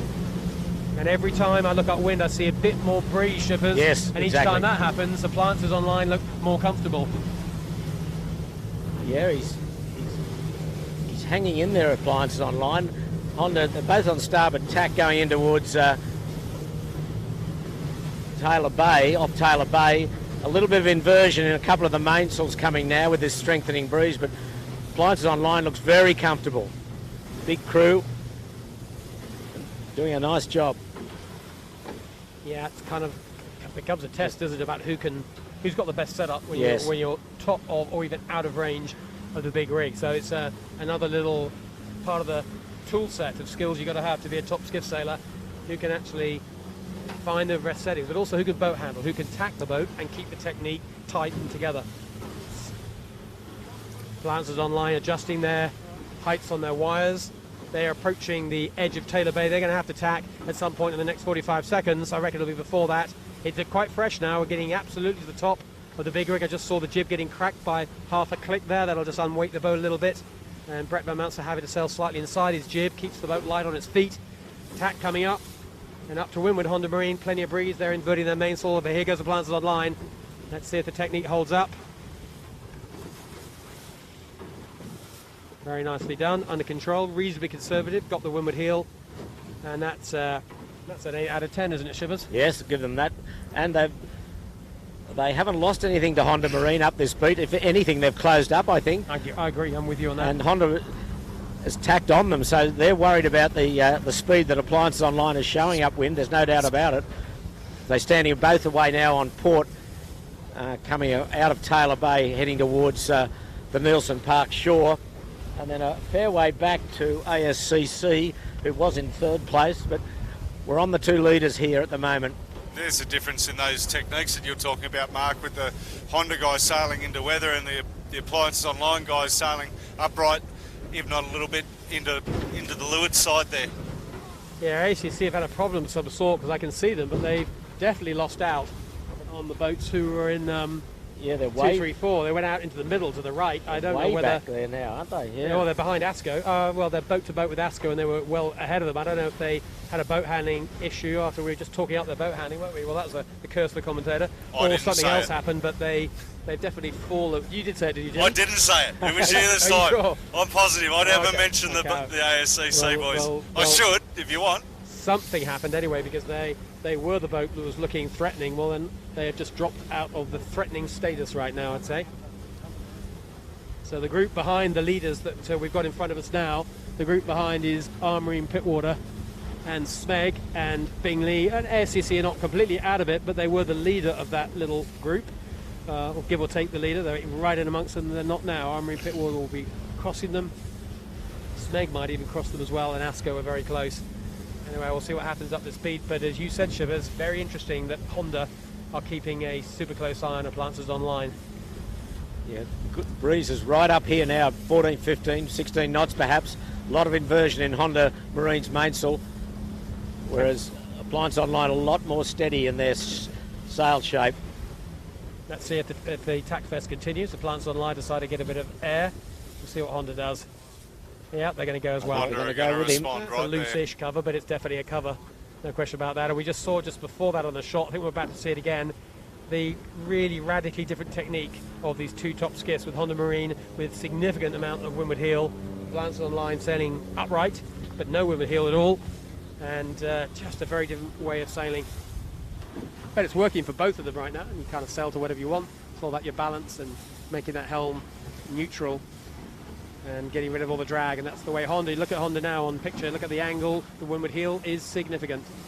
It's almost like, look like a moth when the moths go upwind with that huge amount of windward heel to make themselves balance. It's not quite moth angles, but it's the biggest of the windward heel angles we're seeing on the harbour. Top of the range, Shivers, for sure, but Honda still look comfortable, as do Appliances Online. Indeed, indeed. And they've really jumped away from the next group, which was Marine, I think would be third, and Smeg perhaps, and ASCO's come into it as well, but meanwhile these 2 leaders keep on keeping on, and they've really jumped away.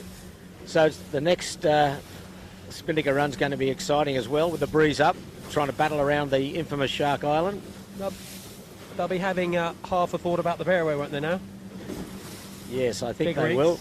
Top of the range. Yep, there's Marine, the 3rd place getter. She's also tacked on to starboard, coming out after these 2 leaders who are standing in towards George's Head.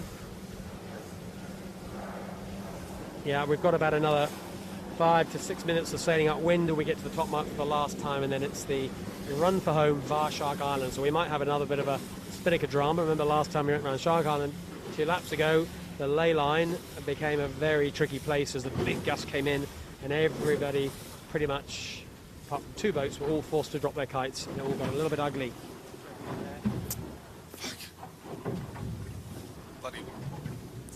Powerboat wash again gets the better of us. Yes, we got a bit of wash ourselves, didn't we? But anyway, the boat we're doing pretty well.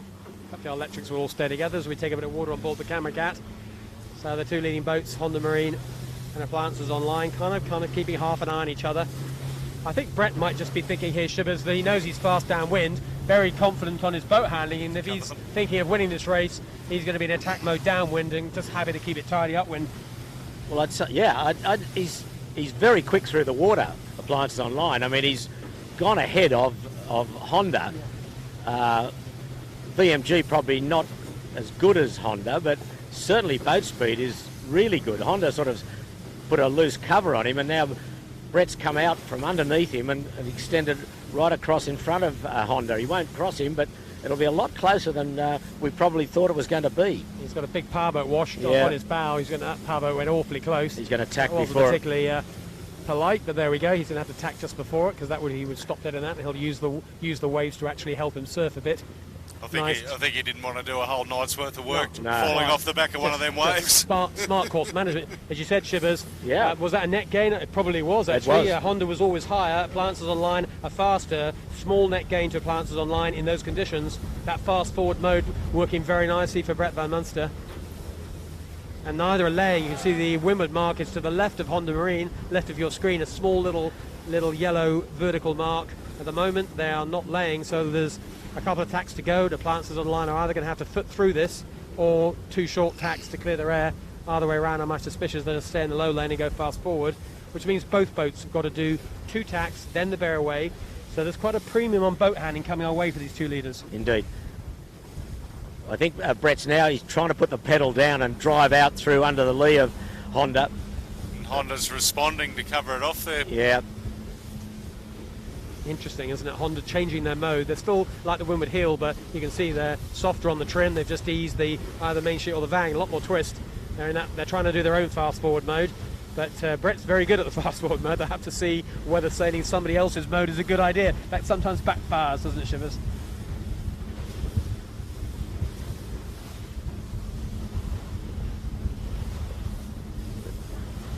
Still a fair way from this weather mark. They've got a couple of 90 seconds to 2 minutes sailing to get to the weather mark. Two more tacks, as you said, and in.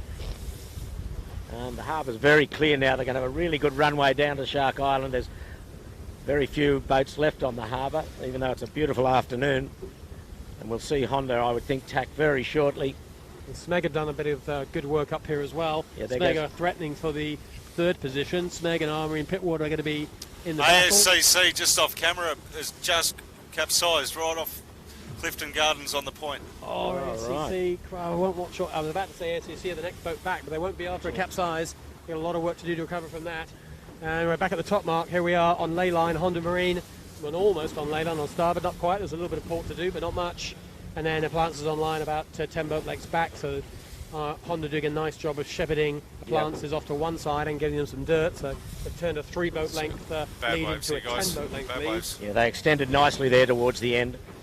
I think Brett hung in there too long in his dirty air, but here's Honda going round now. There's plenty of wind. Top mark for the last time, leader of race 2, overall leader, and the current champion Honda Marine, making the Barraway look super low. No problem. Tariff indeed. And just one downwind leg by Shark Island. If they can keep it together, they'd be registering their second bullet in a row. And second round, Brett Van Munster on Appliances Online. This is best result Brett's had for a while, but he just hasn't looked remotely lucky or fluky. Just good sailing all the way down. Great job by Appliances Online. A clear second with a nice big gap before the next boat. The next boat's going to be reasonably close in the end between Smeg and Armory and Pittwater. Smeg's physically close to us, but 2 tacks to go. Armory and Pittwater are just over the ley line, a long way out. They're going to come in here with speed. In the end, it's going to be Smeg and Armory and Pittwater, and then after that, probably looking like Bingley will be the next boat round. You've got Asco over here on your left, just in front of Appliances Online. Yeah, and Asco probably just behind Bingley there, just pretty close to Bingley, actually, you're right. So probably that's our top of the 6-7 boats. And we are with the second boat, Appliances Online, the fastest boat downwind today. Had easily the best of the first runs and was also quick on the second run. And it may just be Of course, spinnaker, mainsail, all that stuff, but I think downwind shivers, it really looks like technique, doesn't it, in these boats? Certainly. They're all these top boys very good. You can see them working the boat hard, working the spinnaker hard, looking for the wind.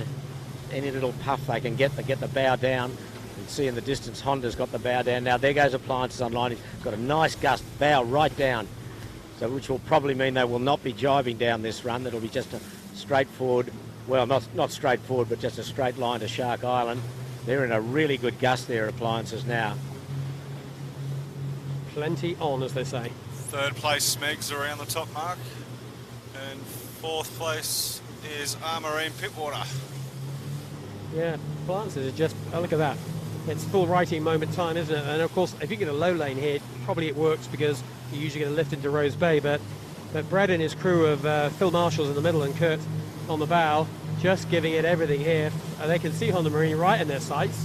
It's about time somebody beat Honda Marine, is probably what they're thinking. If anyone's going to do it, it's going to be the Aussies on Appliances Online. At the moment, this race is not over. All it takes is one small boat handling issue, one spinnaker issue at Shark Island, and there's nothing between these two, and Appliances have handled the downwinds the best so far.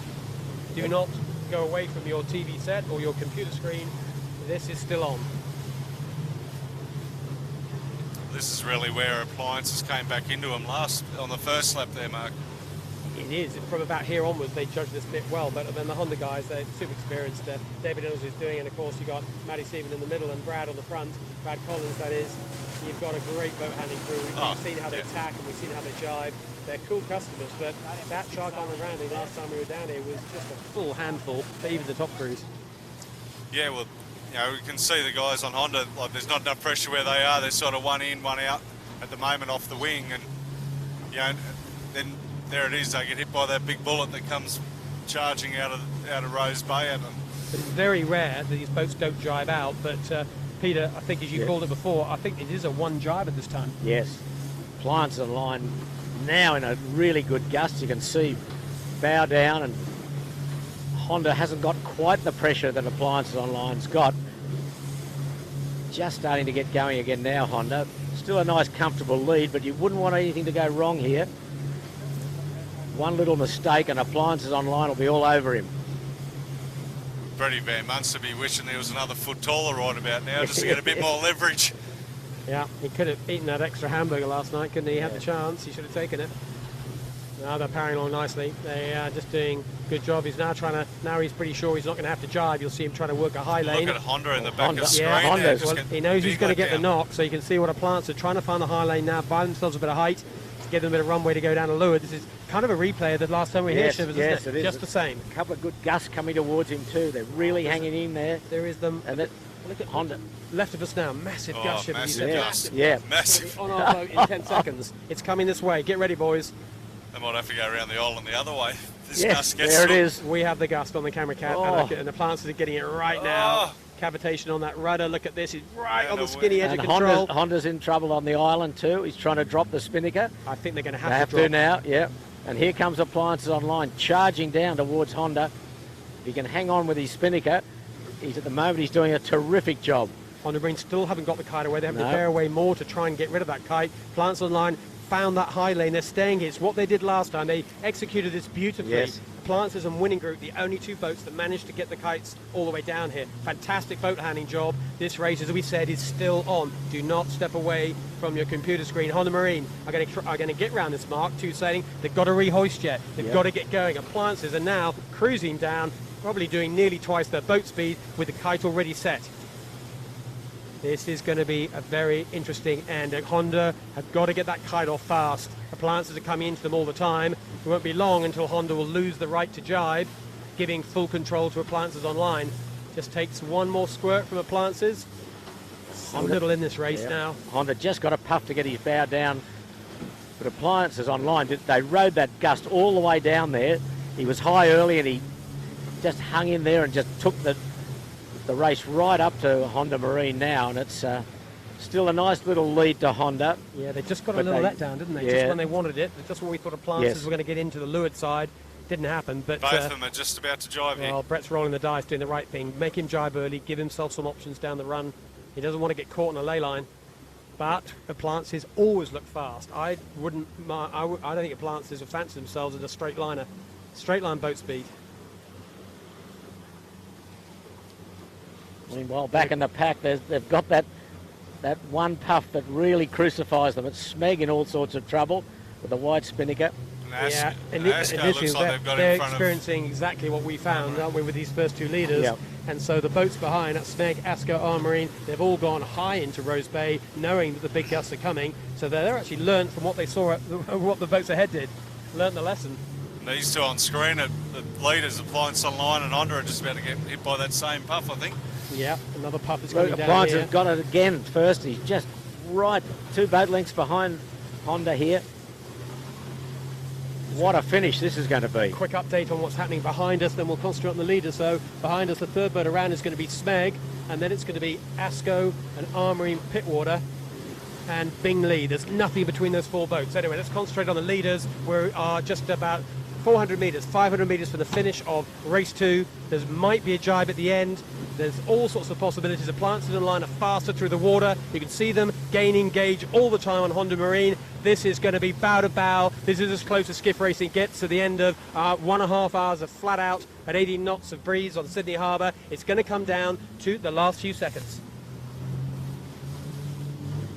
We've got the shots. We've got the drone just ahead of these 2 boats. We're just behind on the camera cat.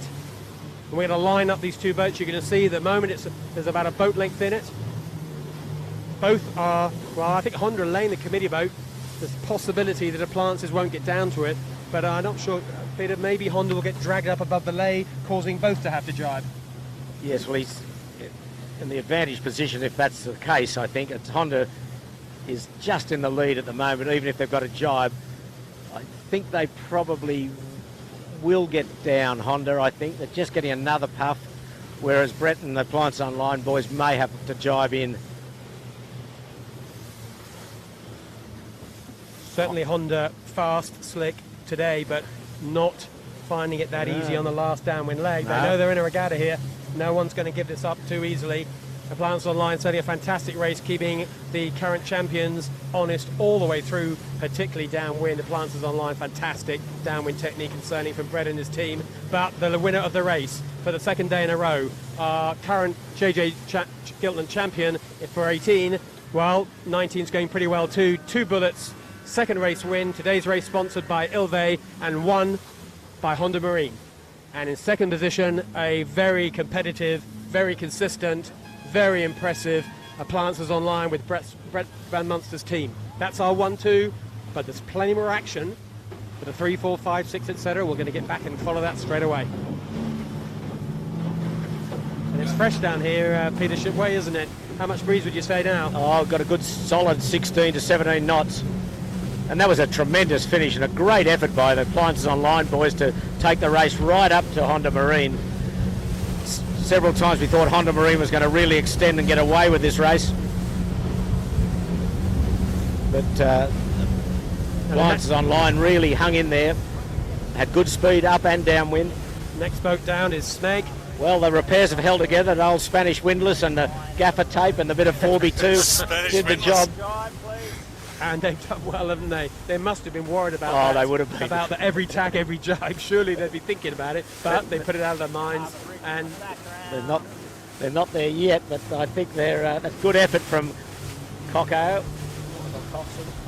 3rd place for Smeg, jibing. And then Asco, Bingley and Armarine Pittwater are super close. We're going to see how that plays out. It could go anywhere. Smeg crossed the line. They are in 3rd position. That one is done and dusted. But look how close this is. Armarine Pittwater with starboard rights. Coming in here to leeward. Bingley and Asco up to windward, but Asco's got no rights. Can Armarine get to Asco? Probably just not. I think Asco are going to slip across this line in 3rd. Yes, they've made the cross. That's critical. Armarine need to keep it tidy, keep it together, and get that 4th in the bag. Still a fantastic counting result. And just behind them, a fast improving Bingley. No surprise there in the fresh stuff. Mick Lane, Scott Babbage, Pete Harris. You don't get a much better boat handling team than that. And Asco nicely sailed in 4th position. 5th position is Armarine Pittwater. They did hold it together for the 3rd lap. Well done, lads. And in 6th position, Bingley blasting through. And just seconds, Peter, between these leading group after an hour and a half of sailing with all the breeze we've seen. Somehow they end up just metres apart. Tell me how that happens. Well, I don't know. Well, they're all good. They're all very good. They're all very close. And as I said earlier, we thought Honda Marine would probably run away with this race after the demise of the winning group, but they didn't. And it was very close. It won by about 10 seconds only from Appliances Online. So we've got the top 6, and in 7th position coming towards us is a bit of a street fight between Royal Oak and Finport in the small rig, and at the moment Royal Oak hold most of the control. They're inside, they're a little bit bowed back, but they're on starboard, so they're likely, as long as they don't mess up their lay line, they've got a decent chance of getting here in 7th. And yeah, Jimmy, Yandu, do you think they can get in from there? Jimmy's just pointing out Yandu, who are very, very low in a gust, pointing at the target. Exactly. Keegan on the Finport's got this monster big powerboat wave over where he's had to jibe, and he's probably going to be low on this finish line. He's going to be probably having to rag that chute to get there. And I think in the meantime, Yandu. Yandu's going to do it, is he? Might have snuck in there if he gets a little puff. This is an impossible camera angle for our camera crew, but we've got Yandu off on one side coming in on a super hot starboard ley line. We've got Royal Oak struggling on the port ley line. It is going to be close, and we've got Finport. And Finport and Yandu could be an interesting port starboard. Here we go. Royal Oak blast across. Nice job, guys. Yandu and Royal Oak. Who's going to win this one? Watch the line. Finport just get the bow inside by a few mil. Well sailed, Finport. Great. Did you see the look on Keegan's face? And it was like, oh, I can't make this one go wrong. That is close yacht racing. Ginge on C-Tech. Alex Veiling. Well, C-Tech just cruises in like, where's the drama? Where's the problem? Yeah, what's all the hype about? That gets us into, I think that's 10th position now. Yep. And there is a bit of a gap. And we've got Noakes is looking like the next boat.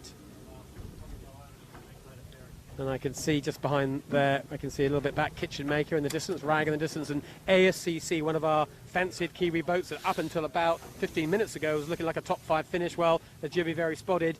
They capsized on attack just before the top mark, and of course that's going to be expensive.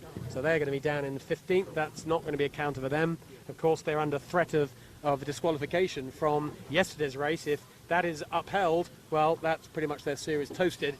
So we'll have to see. There's always stories happen in regattas like this. 25 competitive boats, 5 countries represented. There's no gimmies in this. It's always going to be tough.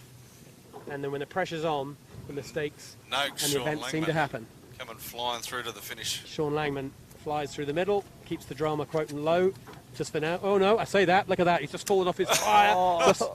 The curse of the commentator again, keeping it cool until somebody forgot to stay onto their wire. Anyway, that's quite an exciting way to end the race for Noakes. That'll keep the crew nice and fresh.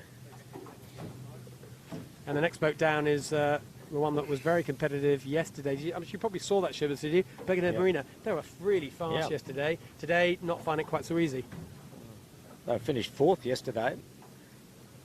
Notwithstanding there was 2 OCSs, but they were very well up. But today, not so good. Very disappointing.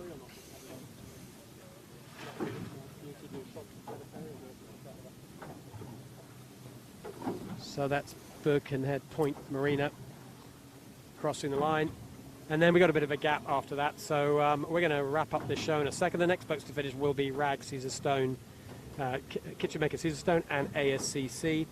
But it's been an exciting day. There's been a lot of drama. We're still waiting to hear the outcome of the protest from yesterday. Remember, Smeg broke their wing bar with just minutes before the start, 20 minutes. They managed to make a fix. Winning group were leading this race, and then the winning group had a problem that we don't know yet what that is. We will find out in the boat park. I'm going to be interviewing the winner of today's race, that was Honda Marine, chased hard all the way by several boats, particularly Appliances Online downwind. And when I talk to Honda Marine, I'll try and also find out what happened to winning group for you, bring you all guys up to date. But today's race, this was day 2 of the 2019 JJ Giltinan, sponsored by Ilve, the overall series sponsored by the winning group. But today it was yet again our champion boat Honda who kept it together when others were having dramas all of their own. They didn't win by much. They won by maybe a boat length and a half. They were pushed all the way. They were in a real race today, but they get the points on the scorecard. It's 2 wins from 2. Congratulations, Honda Marine. Things looking ominous for everyone else early in the series. Tomorrow there's no race. Tomorrow's a lay day. But we are back on the harbour on Tuesday, and there will be a highlights video out tomorrow. Keep your eyes out for that on social media. And on Tuesday, we'll be back live from the boat park at 2:15 and live from the Camera Cat at 2:30. Tuesday is a 2-race day, 2 short races, lots on. I've got Rob Greenhalgh as my guest commentator, top Volvo sailor, ex-Skiff champion, 14 champion, top Moth sailor. He's done it all. Interesting guy. Make sure you tune in for that. For today, thank you to Jimmy Berry for driving us on a very demanding day. Peter Shipway, just a complete pleasure to have you on board and learning as ever, getting your perspective on what's going on. Thank you so much, Peter. Thanks, Mark. It's been an absolute pleasure to be with you, and a terrific race. And I'm sure we're going to see a great final few days of this series. Yeah, and we're looking forward to that. And all the tech side run by Michael Giltinan and his Aero Media team. Thank you, guys. We look forward to seeing you on Tuesday, 2:15 from the boat park. Good day. See you then.